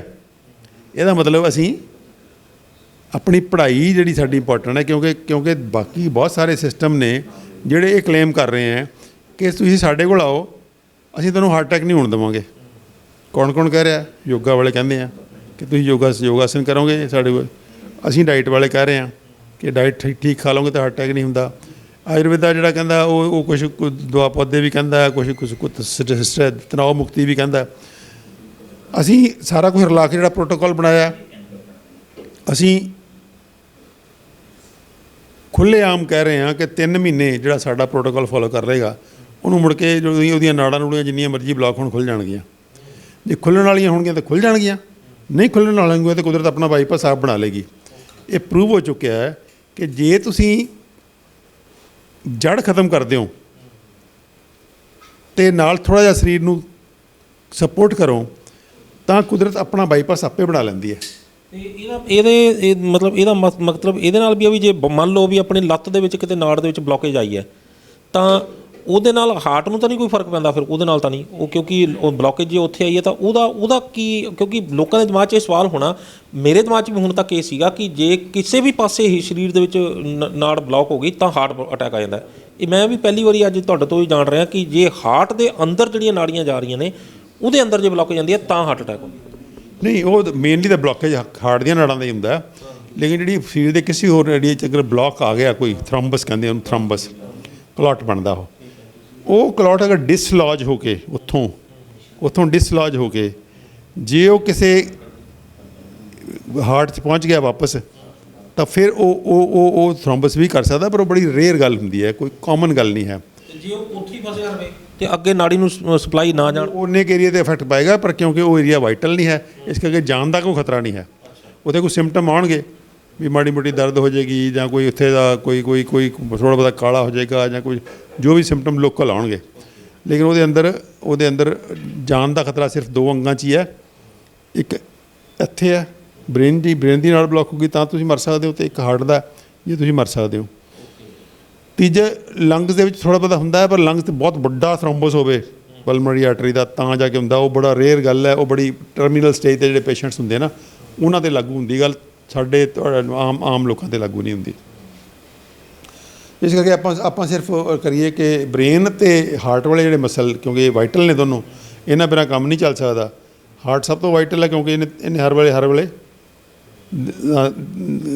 ਮਿੰਟ 'ਚ 70 ਵਾਰੀ 72 ਵਾਰੀ ਧੜਕਣਾ ਪੈਂਦਾ ਉਹਨੂੰ, ਤਾਂ ਜਾ ਕੇ ਕੰਮ ਚੱਲਦਾ। ਅਤੇ ਬ੍ਰੇਨ ਜਿਹੜਾ ਹੈ, ਕਿਉਂਕਿ ਉਹ ਸੈਂਸਿਟਿਵ ਬਹੁਤ ਹੈ, ਉਹ ਏਰੀਆ ਵਾਈਜ਼ ਕੰਟਰੋਲ ਕਰਦਾ। ਜੇ ਉਹ ਕਿਸੇ ਵਾਈਟਲ ਏਰੀਆ 'ਚ ਬਲੌਕ ਥ੍ਰੋਂਬਸ ਆ ਗਿਆ ਤਾਂ ਬੰਦਾ ਮਰ ਵੀ ਸਕਦਾ, ਨਹੀਂ ਤਾਂ ਉਹਦਾ ਰੰਗ ਆਮ ਜਿਹੜੀ ਉਹਦੇ ਕਰਕੇ ਹੁੰਦੀ ਹੈ, ਜਿਹਨੂੰ ਆਪਾਂ ਬ੍ਰੇਨ ਦਾ ਅਟੈਕ ਕਹਿੰਦੇ ਹਾਂ, ਉਹ 'ਚ ਇੱਕ ਪਾਸਾ ਮਾਰਿਆ ਜਾਂਦਾ।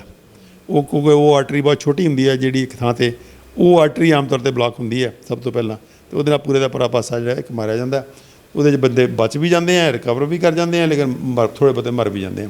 ਕਈਆਂ ਬੰਦਿਆਂ ਦੇ ਮੂੰਹ ਟੇਢਾ ਹੋ ਜਾਂਦਾ ਇਕੱਲਾ, ਸਿਰਫ ਉਹ ਫੇਸ਼ੀਅਲ ਪਾਲਸੀ, ਉਹ ਇਨਫੈਕਸ਼ਨ ਹੈ, ਉਹਦਾ ਥ੍ਰੋਂਬਸ ਨਾਲ ਕੋਈ ਤਾਲੁਕ ਨਹੀਂ ਹੈ, ਦੈਟਸ ਕਾਲਡ ਫੇਸ਼ੀਅਲ ਪਾਲਸੀ। ਉਹ ਤਾਂ ਇੱਥੇ ਉਹ ਬਹੁਤ ਲੋਕ ਕਨਫਿਊਜ਼ ਕਰਦੇ ਆ ਉਹਦੇ ਨਾਲ, ਮੇਰਾ ਅਧਰੰਗ ਹੋ ਗਿਆ ਮੈਨੂੰ, ਉਹ ਅਧਰੰਗ ਨਹੀਂ ਹੁੰਦਾ, ਉਹਦਾ ਇੱਕ ਫੇਸ਼ੀਅਲ ਨਰਵ ਨਿਕਲਦੀ, ਉਹਦੀ ਮੋਰੀ ਭੀੜੀ ਹੁੰਦੀ ਹੈ, ਉੱਥੇ ਅਗਰ ਕੋਈ ਵਾਇਰਲ ਇਨਫੈਕਸ਼ਨ ਹੋ ਜਾਏ ਤਾਂ ਉਹ ਡਿਮ ਸੁੱਜਾ ਹੋ ਜਾਂਦਾ, ਅਤੇ ਉਹ ਨਰਵ 'ਚ ਫਸ ਜਾਂਦੀ ਹੈ। ਉਹ ਆਰਜੀ ਤੌਰ 'ਤੇ ਉਹ ਨਰਵ ਇੱਕ ਵਾਰੀ ਪੈਰਾਲਾਈਜ਼ ਹੋ ਜਾਂਦੀ ਹੈ, ਜਦੋਂ ਸੋਜਾ ਸਾਜਾ ਠੀਕ ਹੁੰਦਾ ਫਿਰ ਠੀਕ ਹੋ ਜਾਂਦੀ ਹੈ। ਉਹ ਕਿਤੇ 100 ਚੋਂ 2-4 ਲੋਕਾਂ ਦੀ ਉਹ ਜਿਹੜੀ ਹੈ ਉਹ ਇੰਨੀ ਕੁ ਡੈਮੇਜ ਹੋ ਜਾਂਦੀ ਹੈ ਨਰਵ ਕਿ ਉਹ ਦੁਬਾਰਾ ਰਿਕਵਰ ਨਹੀਂ ਕਰਦੀ। 2-4 ਲੋਕ ਹੀ ਹੁੰਦੇ, 100 ਚੋਂ ਇੱਕ ਜ਼ਿਆਦਾ ਨਹੀਂ ਹੁੰਦੇ। ਉਹ ਤੋਂ ਬਹੁਤ ਘੱਟ ਲੋਕ ਦੇਖੇ ਹੋਣਗੇ ਜਿਨ੍ਹਾਂ ਦਾ ਪਰਮਾਨੈਂਟਲੀ ਫੇਸ ਵਿੰਗਾ ਹੋਵੇ, ਨਹੀਂ ਹੁੰਦਾ ਹੈ, ਹਫ਼ਤਾ 2 ਹਫ਼ਤੇ 3 ਹਫ਼ਤੇ ਰਹਿੰਦਾ, ਫਿਰ ਠੀਕ ਹੋ ਜਾਂਦਾ। ਸੋ ਉਹ ਗੱਲ ਅਲੱਗ ਹੈ।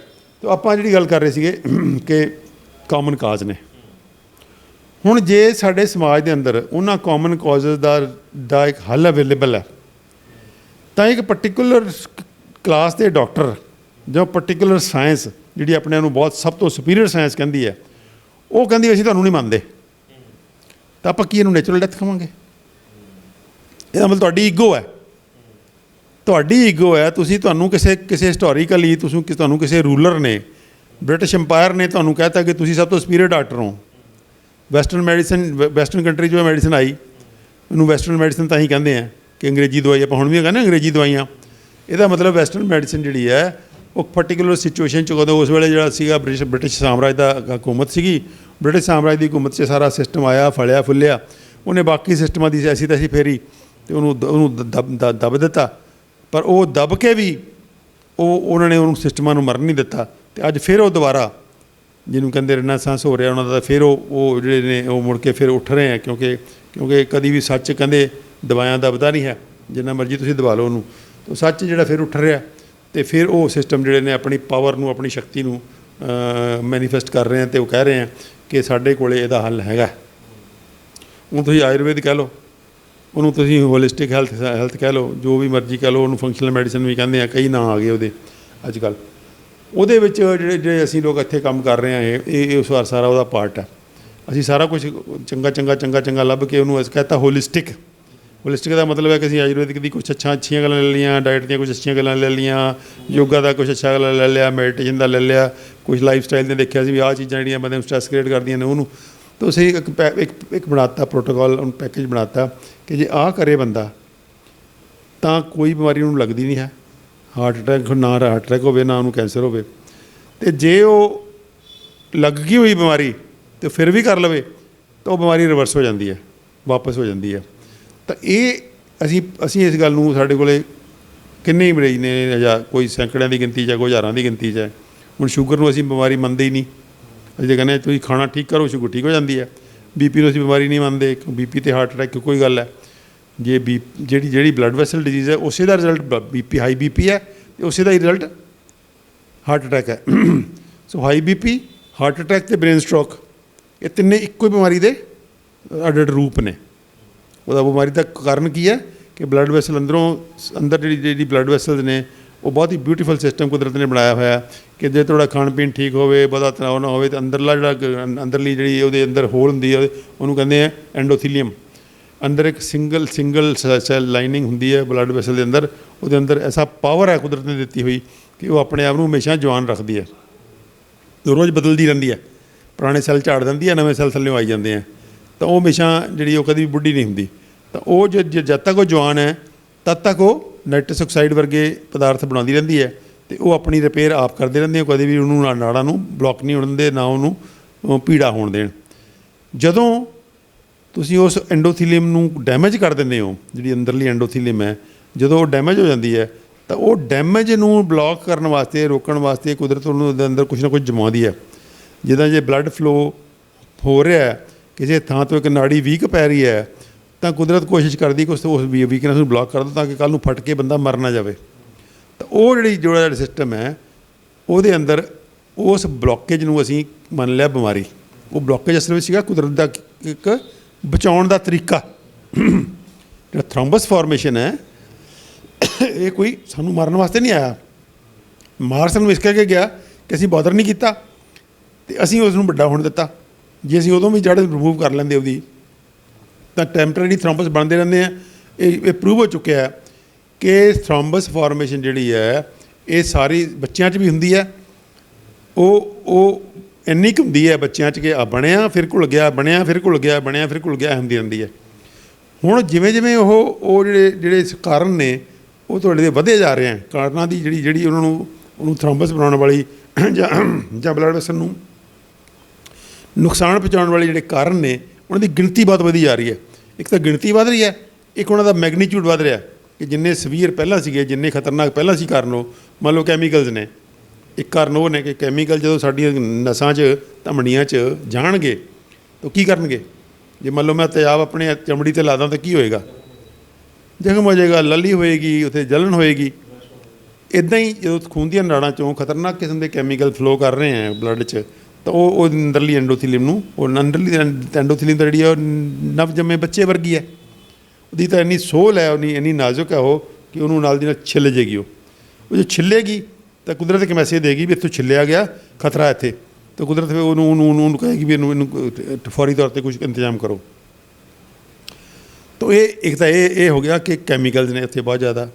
ਫਿਰ ਕੁਛ ਕੈਮੀਕਲਸ ਅਸੀਂ ਅੰਦਰ ਬਣਾ ਲੈਂਦੇ ਹਾਂ ਤਣਾਅ ਕਰਕੇ, ਆਪਣਾ ਤਣਾਅ ਬਹੁਤ ਖੜਾ ਕਰ ਰੱਖਿਆ ਅਸੀਂ। ਤਾਂ ਕੁਛ ਅਸੀਂ ਫਾਸਟ ਫੂਡ ਅਤੇ ਇਹ ਜੋ ਪ੍ਰੋਸੈਸਡ ਫੂਡ ਖਾ ਰਹੇ ਹਾਂ, ਉਹਦੇ 'ਚੋਂ ਆਪਾਂ ਭਾਂਤ ਪਾਉਂਦੇ ਆ ਰਹੇ ਹਾਂ।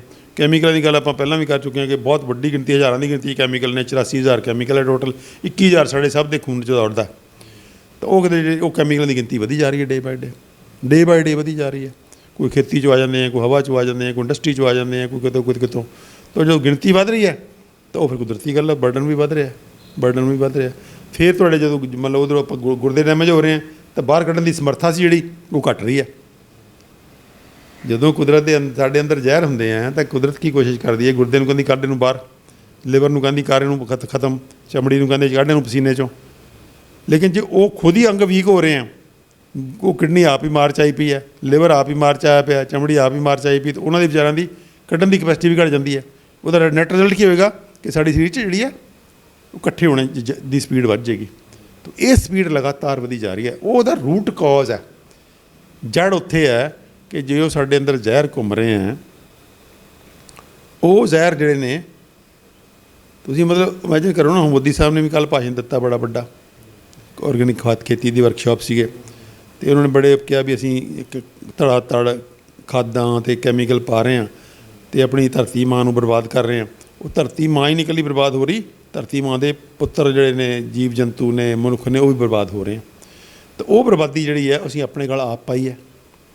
ਮਤਲਬ ਜਿਹੜੀ ਗ੍ਰੀਨ ਰੈਵੋਲੂਸ਼ਨ ਨੂੰ ਅਸੀਂ ਬੜਾ ਵੱਡਾ ਕਹਿ ਰਹੇ ਹਾਂ, ਉਹ ਗ੍ਰੀਨ ਰੈਵੋਲੂਸ਼ਨ ਐਕਚੁਅਲੀ ਤਾਂ ਉਹ ਜਿਹੜੀ ਵਾਇਲੈਂਸ ਹੈ, ਹਿੰਸਾ ਹੈ। ਉਹ ਜੋ ਤੁਸੀਂ ਹਿੰਸਾ ਕਰਦੇ ਹੋ ਕਿਸੇ ਵੀ ਜੀਵ 'ਤੇ, ਤਾਂ ਉਹ ਹਿੰਸਾ ਫਿਰ ਸਾਰੇ ਜੀਵਾਂ 'ਤੇ ਹੁੰਦੀ ਹੈ।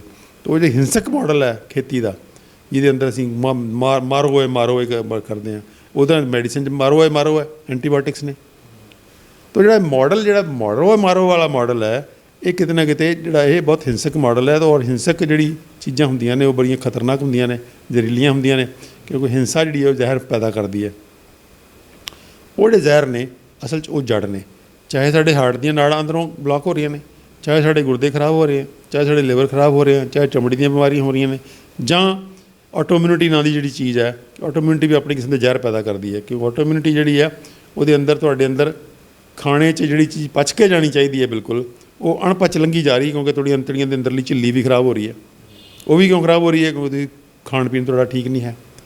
ਅੰਦਰਲੀ ਝਿੱਲੀ ਹੈ, ਕੁਦਰਤ ਨੇ ਇੱਕ ਅੰਤੜੀਆਂ ਦੇ ਅੰਦਰ ਇੱਕ ਝਿੱਲੀ ਦਿੱਤੀ ਹੈ। ਖੂਨ 'ਚ ਸਿਰਫ ਉਹ ਚੀਜ਼ ਜਾ ਸਕਦੀ ਹੈ ਜਿਹੜੀ ਸਾਨੂੰ ਚਾਹੀਦੀ ਹੈ, ਜਿਹੜੀ ਸਾਨੂੰ ਨਹੀਂ ਚਾਹੀਦੀ ਖੂਨ ਦੀ ਝਿੱਲੀ ਉੱਥੇ ਰੋਕ ਲਏਗੀ ਉਹਨੂੰ ਅਤੇ ਪੋਟੀ 'ਚ ਕੱਢ ਦੇਗੀ। ਸੋ ਕਿੱਡਾ ਵਧੀਆ ਕੁਦਰਤ ਨੇ ਸਿਸਟਮ ਬਣਾਇਆ ਹੈ ਕਿ ਜੇ ਤੁਹਾਡੇ ਅੰਦਰ ਜ਼ਹਿਰ ਤੁਸੀਂ ਖਾ ਵੀ ਲਿਆ ਖਾਣੇ 'ਚ, ਤਾਂ ਤੁਹਾਡੇ ਅੰਦਰ ਇੱਕ ਫਿਲਟਰ ਹੈ, ਕੁਦਰਤ ਉਹਨੂੰ ਜਿਹੜੀ ਫਿਲਟਰ ਹੋਣੀ ਨਹੀਂ ਦਿੰਦੀ, ਅੱਗੇ ਜਾਣੀ ਨਹੀਂ ਦਿੰਦੀ। ਹੁਣ ਤੁਹਾਡਾ ਫਿਲਟਰ ਉਹ ਖਰਾਬ ਕਰ ਲਿਆ ਤੁਸੀਂ। ਕਿਉਂ ਖਰਾਬ ਹੋਇਆ? ਤਾਂ ਕੋਈ ਖਾਣਾ ਪੀਣਾ ਇੰਨਾ ਜ਼ਿਆਦਾ ਲਗਾਤਾਰ ਹੀ ਗਲਤ ਹੈ। ਉਹਦੇ ਦਾ ਉਹਨੂੰ ਲੀਕੀ ਗੱਟ ਕਹਿੰਦੇ ਅਸੀਂ, ਲੀਕੀ ਗੱਟ। ਤਾਂ ਜੜ ਕਿਤੇ ਨਾ ਕਿਤੇ ਇੱਥੇ ਹੈ ਕਿ ਕੈਮੀਕਲ ਬਹੁਤ ਜ਼ਿਆਦਾ ਨੇ। ਲੀਕੀ ਗੱਟ ਕਰ ਲਈ ਤੁਸੀਂ, ਤੁਹਾਡੇ ਜਿਹੜੇ ਆਰਗਨ ਦਾ ਡੀਟੌਕਸੀਫਿਕੇਸ਼ਨ ਦਾ ਕੰਮ ਸੀਗਾ, ਉਹ ਗੁਰਦਿਆਂ ਦਾ ਸੀਗਾ, ਲਿਵਰ ਦਾ ਸੀਗਾ, ਕਿਡਨੀ ਦਾ ਸੀਗਾ, ਲੰਗਸ ਦਾ ਸੀਗਾ, ਚਮੜੀ ਦਾ ਸੀਗਾ, ਉਹ ਸਾਰੇ ਦੇ ਸਾਰੇ ਕਿਤੇ ਨਾ ਕਿਤੇ ਆਪ ਹੀ ਮਾਰਚ ਆ ਗਏ ਹੋਏ ਆ। ਤਾਂ ਜਦੋਂ ਮਲਟੀਪਲ ਸਿਸਟਮ ਮਾਰਚ ਆ ਰਹੇ ਆ, ਤਾਂ ਤੁਸੀਂ ਉਹਦੇ 'ਚ ਹਾਰਟ ਨੂੰ ਕਿਵੇਂ ਬਚਾਓਗੇ? ਤਾਂ ਹਾਰਟ ਜਿਹੜਾ ਨੈਟ ਰਿਜ਼ਲਟ ਕੀ ਹੋ ਰਿਹਾ ਕਿ ਹਾਰਟ ਅਟੈਕ ਜਿਹੜੇ ਨੇ ਉਹ ਯੰਗਰ ਹੋਣ ਲੱਗ ਗਏ ਆ। ਬੀਪੀ ਤੁਸੀਂ ਦੇਖੋਗੇ ਹਰ ਚੌਥੇ ਬੰਦੇ ਨੂੰ ਬੀਪੀ ਹੈ। ਬੀਪੀ ਹੋਇਆ ਜਿਸ ਦਿਨ ਤੁਹਾਨੂੰ ਬੀਪੀ ਆ ਗਿਆ, ਇਹਦਾ ਮਤਲਬ ਕੀ ਹੈ ਕਿ ਤੁਹਾਡੀਆਂ ਬਲੱਡ ਵੈਸਲ ਹਾਰਡ ਹੋ ਰਹੀਆਂ ਨੇ, ਉਹਦੇ ਅੰਦਰ ਕੁਝ ਜੰਮ ਰਿਹਾ, ਜਾਂ ਉਹਦੀ ਅੰਦਰਲੀ ਜਿਹੜੀ ਓਪਨਿੰਗ ਹੈ ਉਹ ਨੈਰੋ ਹੋ ਰਹੀ ਹੈ। ਬਲੱਡ ਪ੍ਰੈਸ਼ਰ ਕੋਈ ਸਿੰਪਲ ਬੀਪੀ ਦੀ ਪਲੇਟਸ ਦੀ ਰੀਡਿੰਗ ਨਹੀਂ ਹੈ, ਜਿਹਨੂੰ ਅਸੀਂ ਗੋਲੀਆਂ ਦੇ ਕੇ ਘੱਟ ਕਰ ਦਾਂਗੇ ਅਤੇ ਆਰਾਮ ਨਾਲ ਫਿਰਾਂਗੇ ਵੀ ਕੋਈ ਗੱਲ ਨਹੀਂ, ਅਸੀਂ ਤਾਂ ਗੋਲੀ ਖਾ ਲਈ, ਰੀਡਿੰਗ ਸਾਡੀ ਠੀਕ ਹੈ। ਇੱਕ ਜਿਹੜਾ ਸਿਸਟਮ ਹੈ, ਜਿਹੜਾ ਸਾਨੂੰ ਪੜ੍ਹਾਇਆ ਜਾ ਰਿਹਾ, ਕਿਤੇ ਨਾ ਕਿਤੇ ਬਹੁਤ ਹੀ ਵੱਡਾ, ਮੈਂ ਸਮਝਦਾ ਕਿ ਮਨੁੱਖਤਾ ਦੇ ਖਿਲਾਫ ਇੱਕ ਕ੍ਰਾਈਮ ਹੋ ਰਿਹਾ। ਜਦੋਂ ਮਨੁੱਖਤਾ ਦਾ ਇੱਕ ਸੈਕਸ਼ਨ ਕਹਿ ਰਿਹਾ, ਮਨੁੱਖਤਾ ਦਾ ਇੱਕ ਸਿਸਟਮ ਕਹਿ ਰਿਹਾ ਕਿ ਸਾਡੇ ਕੋਲ ਇਹਦਾ ਹੱਲ ਹੈਗਾ, ਕਿ ਆਹ ਹੱਲ ਕਰ ਲਓ, ਤੁਸੀਂ ਉਹਨੂੰ ਮੰਨ ਹੀ ਨਹੀਂ ਰਹੇ। ਕ੍ਰਾਈਮ ਹੈ ਫਿਰ ਤਾਂ। ਜੇ ਉਹ ਬੰਦਾ ਕੋਈ ਮਰ ਜਾਂਦਾ ਹੈ ਤਾਂ ਉਹਦੀ ਮੌਤ ਦੇ ਜ਼ਿੰਮੇਵਾਰ ਵੀ ਫਿਰ ਉਹਨਾਂ ਨੂੰ ਠਹਿਰਾਉਣਾ ਚਾਹੀਦਾ। ਬਿਲਕੁਲ। ਤੁਸੀਂ ਦੇਖੋ ਨਾ, ਜਿਨ੍ਹਾਂ ਇਨਸਾਨਾਂ ਨੇ, ਕਰੋੜਾਂ ਇਨਸਾਨਾਂ ਨੇ ਆਪਣੀ 100 ਸਾਲ ਦੀ ਉਮਰ ਭੋਗ ਕੇ ਮਰਨਾ ਸੀਗਾ, ਕੋਈ 10 ਸਾਲ, ਕੋਈ 20 ਸਾਲ, ਕੋਈ 30 ਸਾਲ, ਕੋਈ 40 ਸਾਲ, ਕੋਈ 50 ਸਾਲ ਪਹਿਲਾਂ ਮਰ ਰਿਹਾ, ਅਤੇ ਕਿੱਡਾ ਵੱਡਾ ਕ੍ਰਾਈਮ ਹੈ। ਔਰ ਮੈਂ ਆਪਣੇ ਜਿਹੜੇ ਦੋਸਤ ਨੇ, ਜਿਹੜੇ ਡਾਕਟਰ ਨੇ, ਜਿਹੜੇ ਮਾਡਰਨ ਮੈਡੀਕਲ ਸਿਸਟਮ ਦੇ ਡਾਕਟਰ ਨੇ, ਇਹਨਾਂ ਨੂੰ ਬੇਨਤੀ ਕਰਾਂਗਾ ਕਿ ਤੁਸੀਂ ਆਪਣੇ ਅੰਦਰ ਝਾਤ ਮਾਰੀਏ ਆਪਾਂ ਕਿ ਜਦੋਂ ਜੇ ਸਾਡੇ, ਹੁਣ ਮੈਂ ਉਦਾਹਰਨ ਦੇ ਤੌਰ 'ਤੇ, ਹੁਣ ਜਦੋਂ ਅਸੀਂ ਕਹਿ ਰਹੇ ਹਾਂ ਕਿ ਅਸੀਂ ਸ਼ੂਗਰ ਨੂੰ ਠੀਕ ਕਰ ਸਕਦੇ ਹਾਂ ਬਿਨਾਂ ਦਵਾਈਆਂ ਦੇ, ਅਤੇ ਤੁਸੀਂ ਕਹਿੰਦੇ ਨਹੀਂ ਜੀ ਅਸੀਂ ਨਹੀਂ ਠੀਕ ਕਰਵਾਉਂਦੇ, ਸਾਨੂੰ ਤਾਂ ਦਵਾਈਆਂ ਦੇਣੀਆਂ ਨੇ। ਜਿਹੜੇ ਬੰਦੇ ਸ਼ੂਗਰ ਨਾਲ ਮਰ ਰਹੇ ਨੇ ਜਾਂ ਜਿਨ੍ਹਾਂ ਦੇ ਅੰਗ ਕੱਟੇ ਜਾ ਰਹੇ ਨੇ, ਫਿਰ ਇਹਦਾ ਜ਼ਿੰਮੇਵਾਰ ਤਾਂ ਉਹ ਹੋਣਗੇ। ਕਿਉਂ ਅਸੀਂ ਐਡਾ ਵੱਡਾ ਪਾਪ ਕਰ ਰਹੇ ਹਾਂ? ਜਦ ਤੱਕ ਸਾਨੂੰ ਨਹੀਂ ਸਮਝ ਆਈ। ਜਦੋਂ ਸਾਡੇ ਕੋਲ ਇੱਕ ਬਦਲ ਹੈਗਾ ਹੈ ਕਿ ਅਸੀਂ ਤੁਹਾਡੇ ਸ਼ੂਗਰ ਦੇ ਮਰੀਜ਼ ਠੀਕ ਕਰ ਸਕਦੇ ਹਾਂ, ਬੀਪੀ ਦੇ ਠੀਕ ਕਰ ਸਕਦੇ ਹਾਂ, ਹਾਰਟ ਦੀਆਂ ਨਾੜਾਂ ਬਲੌਕ ਨੇ, ਉਹਦੀਆਂ ਜੜੀਆਂ ਨਾੜਾਂ ਜਿਹੜੀਆਂ ਖੁੱਲ੍ਹ ਜਾਂਦੀਆਂ ਨੇ ਆਪਣੇ ਆਪ, ਇਹ ਖੁੱਲ੍ਹਣ ਵਾਲੀ ਹੋਵੇ ਖੁੱਲ੍ਹ ਜਾਂਦੀ ਹੈ, ਨਾ ਖੁੱਲ੍ਹੀ ਹੋਵੇ ਤਾਂ ਬਾਈਪਾਸ ਬਣ ਜਾਂਦਾ। 3 ਮਹੀਨੇ ਬਾਅਦ ਸਾਡਾ ਕੋਈ ਪੇਸ਼ੈਂਟ ਹਾਰਟ ਦੀ, ਜਿਹੜਾ ਬੰਦਾ ਵੀ ਪੇਨ ਚੈਸਟ ਲੈ ਕੇ ਆਉਂਦਾ ਸਾਡੇ ਕੋਲ, ਜੋ 3 ਮਹੀਨੇ ਵੇਟ ਕਰਨ ਲਈ ਤਿਆਰ ਹੈ, ਤਾਂ ਅਸੀਂ ਉਹਨੂੰ ਕਹਿੰਦੇ 3 ਮਹੀਨੇ ਬਾਅਦ ਤੈਨੂੰ ਕੋਈ ਤਕਲੀਫ ਨਹੀਂ ਹੋਊਗਾ। ਕੋਈ ਪੇਸ਼ੈਂਟ ਇਹੋ ਜਿਹਾ ਨਹੀਂ ਜਿਹੜਾ ਸਾਨੂੰ 3 ਮਹੀਨੇ ਬਾਅਦ ਆ ਕੇ ਕਹੇ ਕਿ ਮੈਨੂੰ ਤਕਲੀਫ ਹੈਗੀ ਹੈ। ਉਹ ਛਾਲਾ ਮਾਰਦੇ ਉਲਟਾ ਕਹਿੰਦੇ ਆ। ਉਹ ਅਸੀਂ ਜੀ ਪਹਿਲਾਂ ਤਾਂ ਮੈਂ ਪੌੜੀਆਂ ਚੜ੍ਹ ਕੇ 4 ਵਾਰੀ ਰੁਕ, ਅੱਜ ਵੀ ਲੇਡੀ ਆਈ ਇੱਕ, ਕਹਿੰਦੀ ਜੀ ਮੈਂ ਪੌੜੀਆਂ ਘਰ ਦੀਆਂ ਪੌੜੀਆਂ ਚੱਲਣੀਆਂ 4 ਵਾਲੀ ਰਾਹ ਰੁਕ ਕੇ ਸਾਹ ਲੈਂਦੀ ਸੀ ਵਿੱਚੋਂ ਲੰਬੇ ਤਾਂ ਸਿਰੇ ਪਹੁੰਚਦੀ ਸੀ। ਅਤੇ ਅੱਜ ਤਾਂ ਮੈਂ ਤਾਂ ਜਿੰਨੇ ਮਰਜ਼ੀ ਗੇੜੇ ਲਵਾ ਲਓ, ਕਹਿੰਦੇ ਮੈਥੋਂ, ਮੈਂ ਕਹਿੰਦਾ ਰੁਕ ਨਾ ਭੱਜ ਕੇ ਚੜ੍ਹ ਜਾਂਦੀ ਹਾਂ। 3 ਮਹੀਨੇ ਦਾ ਮਸਲਾ ਸਿਰਫ। ਸ਼ੂਗਰ ਦਾ ਸਾਡੇ ਕੋਲ ਕੋਈ ਮਸਲਾ ਹੀ ਨਹੀਂ ਹੈ। ਤੁਸੀਂ ਸ਼ੂਗਰ ਨਾਲ ਜਿਹੜੇ ਲੱਖਾਂ ਲੋਕਾਂ ਦੇ ਪੈਰ ਕੱਟੇ ਜਾ ਰਹੇ ਆ, ਲੱਖਾਂ ਲੋਕ ਅੰਨੇ ਹੋ ਰਹੇ ਆ, ਲੱਖਾਂ ਲੋਕਾਂ ਦੇ ਗੁਰਦੇ ਖਰਾਬ ਹੋ ਰਹੇ ਆ। ਜੇ ਹੋ ਰਹੇ ਆ, ਜਦੋਂ ਤੁਹਾਡੇ ਕੋਲ ਨੌਲੇਜ ਅਵੇਲੇਬਲ ਹੈ, ਤਾਂ ਅਸੀਂ ਇਹਨੂੰ ਅਡੋਪਟ ਕਿਉਂ ਨਹੀਂ ਕਰਦੇ? ਅਸੀਂ ਕਿਉਂ ਇਸ ਪਾਪ ਦੇ ਭਾਗੀਦਾਰ ਬਣ ਰਹੇ ਹਾਂ? ਕੋਈ ਚੰਦ ਲੋਕਾਂ ਦੇ ਪ੍ਰੋਫਿਟਸ ਵਾਸਤੇ, ਜਾਂ ਚੰਦ ਲੋਕ ਕੰਪਨੀਆਂ ਦੇ ਆਪਣੇ ਲਾਲਚ ਵਾਸਤੇ। ਕਿਉਂ? ਉਹਨਾਂ ਨੇ ਤਾਂ ਆਪਣੇ ਧੰਦਾ ਕਰਨਾ, ਉਹਨਾਂ ਦਾ ਆਪਣਾ ਚੀਜ਼ਾਂ ਵੇਚਣੀਆਂ ਨੇ, ਉਹ ਤਾਂ ਵਪਾਰੀ ਨੇ। ਉਹਨਾਂ ਨੂੰ ਕੋਈ ਉਹਨਾਂ ਵਾਸਤੇ ਕੋਈ ਐਥਿਕਸ ਨਹੀਂ ਹੈ, ਉਹਨਾਂ ਵਾਸਤੇ ਕੋਈ ਮੋਰੈਲਿਟੀ ਨਹੀਂ ਹੈ। ਤਾਂ ਅਸੀਂ ਜਿਹੜੇ ਡਾਕਟਰ ਹਾਂ, ਅਸੀਂ ਤਾਂ ਜਦੋਂ ਆਉਂਦੇ ਹਾਂ ਮੈਡੀਕਲ ਪ੍ਰੋਫੈਸ਼ਨ ਦੇ ਅੰਦਰ, ਅਸੀਂ ਇੱਕ ਮੋਰਲ ਵੈਲਿਊਜ਼ ਲੈ ਕੇ ਆਉਂਦੇ ਹਾਂ ਕਿ ਅਸੀਂ ਮਨੁੱਖਤਾ ਦੀ ਸੇਵਾ ਕਰਨੀ ਹੈ। ਮੈਨੂੰ ਅੱਜ ਵੀ ਯਾਦ ਹੈ ਕਿ ਮੈਂ ਜਦੋਂ ਡਾਕਟਰ ਬਣਿਆ ਤਾਂ ਮੇਰੇ ਅੰਦਰ ਇੱਕ ਮਤਲਬ ਬਹੁਤ ਅੱਗ ਸੀ ਕਿ ਮੈਂ ਜਿਹੜੀ, ਕਿਉਂਕਿ ਪਿੰਡਾਂ 'ਚ ਪੜ੍ਹੇ ਸੀਗੇ ਤਾਂ ਸਹੂਲਤਾਂ ਹੁੰਦੀਆਂ ਨਹੀਂ ਸੀਗੀਆਂ, ਅਤੇ ਮੈਂ ਸਾਹਮਣੇ ਜਦੋਂ ਦੇਖਦਾ ਸੀਗਾ ਮੇਰੀ ਆਪਣੀ ਛੋਟੀ ਜਿਹੀ ਭੈਣ ਮਰੀ ਨਮੂਨੀਆ ਨਾਲ, ਤਾਂ ਮੈਂ ਸਾਰਾ ਕੁਝ ਅੱਖੀਂ ਦੇਖਿਆ, ਤਾਂ ਮੈਂ ਕਦੀ ਭੁੱਲ ਨਹੀਂ ਸਕਿਆ ਕਿ ਉੱਥੇ ਸਹੂਲਤ ਨਹੀਂ ਸੀ ਤਾਂ ਮਰੀ ਉਹ। ਜੇ ਸਹੂਲਤ ਹੁੰਦੀ ਸਾਡੇ ਪਿੰਡ 'ਚ ਤਾਂ ਅਸੀਂ ਕਿਵੇਂ ਮਰਨ ਦਿੰਦੇ ਉਹਨੂੰ। ਤਾਂ ਉਹ ਜਿਹੜਾ ਸਾਰਾ ਦੁੱਖ ਦਰਦ ਲੋਕਾਂ ਦਾ ਦੇਖਿਆ ਹੋਇਆ ਸੀਗਾ, ਕਿੱਦਾਂ ਛੋਟੀ ਛੋਟੀ ਚੀਜ਼ਾਂ ਜਿਹੜੀਆਂ ਨੇ, ਪੱਟੀ ਕਰਨ ਵਾਲਾ ਬੰਦਾ ਨਹੀਂ ਹੈ ਉਹ।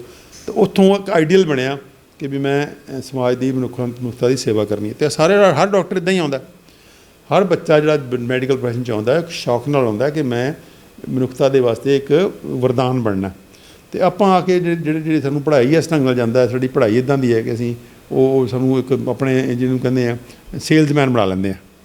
ਅਤੇ ਅਸੀਂ ਡਾਕਟਰ ਬਣਦੇ ਕੰਪਨੀਆਂ ਦੇ ਸੇਲਜ਼ਮੈਨ ਬਣ ਕੇ ਰਹਿ ਗਏ ਹਾਂ। ਤਾਂ ਉਹ ਇਹ ਕਿਤੇ ਨਾ ਕਿਤੇ ਵਰਤਾਰਾ ਮੈਂ ਸਮਝਦਾ ਕਿ ਬਹੁਤ ਹੀ ਅਨਨੈਚੁਰਲ ਹੈ। ਇਸੇ ਕਰਕੇ ਮੈਂ ਕਿਹਾ ਕਿ ਜਿਹੜੀ ਰਾਜੂ ਸ਼੍ਰੀਵਾਸਤਵ ਦੀ ਮੌਤ ਜਿਹੜੀ ਹੈ ਨੈਚੁਰਲ ਨਹੀਂ ਹੈਗੀ ਹੈ, ਇਹ ਇੱਕ ਸਿਸਟਮ ਦੀ ਭੇਂਟ ਚੜ੍ਹਿਆ, ਉਹ ਇੱਕ ਖਾਸ ਕਿਸਮ ਦੀ ਈਗੋ ਦੇ ਭੇਂਟ ਚੜ੍ਹਿਆ ਕਿ ਜਦੋਂ ਸਾਡੀ ਈਗੋ ਹੈ ਕਿ ਅਸੀਂ ਤਾਂ ਇਸ ਸਿਸਟਮ ਤੋਂ ਬਾਹਰ ਨਹੀਂ ਸੋਚ ਸਕਦੇ ਜੀ।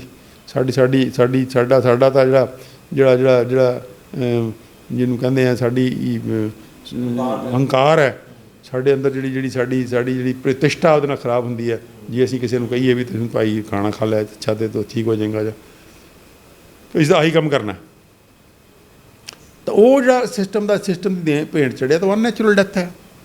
Unnatural death to the extent ਕਿ ਵੀ ਮੈਂ ਕਹਿੰਦਾ ਤਾਂ ਤੁਸੀਂ ਡੀਪਲੀ ਦੇਖੋ ਤਾਂ ਕ੍ਰਿਮੀਨਲ ਹੈ। ਕ੍ਰਿਮੀਨਲ ਜੇ ਤੁਹਾਡੇ ਕੋਲ ਨੌਲੇਜ ਅਵੇਲੇਬਲ ਹੈ, ਤੁਸੀਂ ਬੰਦਿਆਂ ਨੂੰ ਪਰਮਾਨੈਂਟਲੀ ਕੱਢ ਸਕਦੇ ਹੋ, ਤਾਂ ਤੁਸੀਂ ਕਿਉਂ ਨਹੀਂ ਕੱਢਦੇ ਉਹਨੂੰ? ਕਿਉਂ ਤੁਸੀਂ ਆਪਣੇ ਇੰਨੇ ਕੀਮਤੀ ਕਿਸੇ ਵੀ ਮਨੁੱਖ ਦਾ ਸਮੇਂ ਤੋਂ ਪਹਿਲਾਂ ਤੁਰ ਜਾਣਾ ਕਿ ਬਹੁਤ ਵੱਡਾ ਘਾਟਾ ਹੁੰਦਾ। ਸਮੇਂ ਤੋਂ ਪਹਿਲਾਂ ਤੁਰ ਜਾਣਾ ਜਿੱਥੇ ਇੱਕ ਮੈਂ ਕਹਿੰਦਾ ਕੁਦਰਤ ਦੇ ਖਿਲਾਫ, ਪਰਮਾਤਮਾ ਦੇ ਖਿਲਾਫ ਇੱਕ ਪਾਪ ਹੈ, ਕਿਉਂਕਿ ਕੁਦਰਤ ਨੇ, ਪਰਮਾਤਮਾ ਨੇ ਤੁਹਾਨੂੰ ਸਿਰਜਿਆ।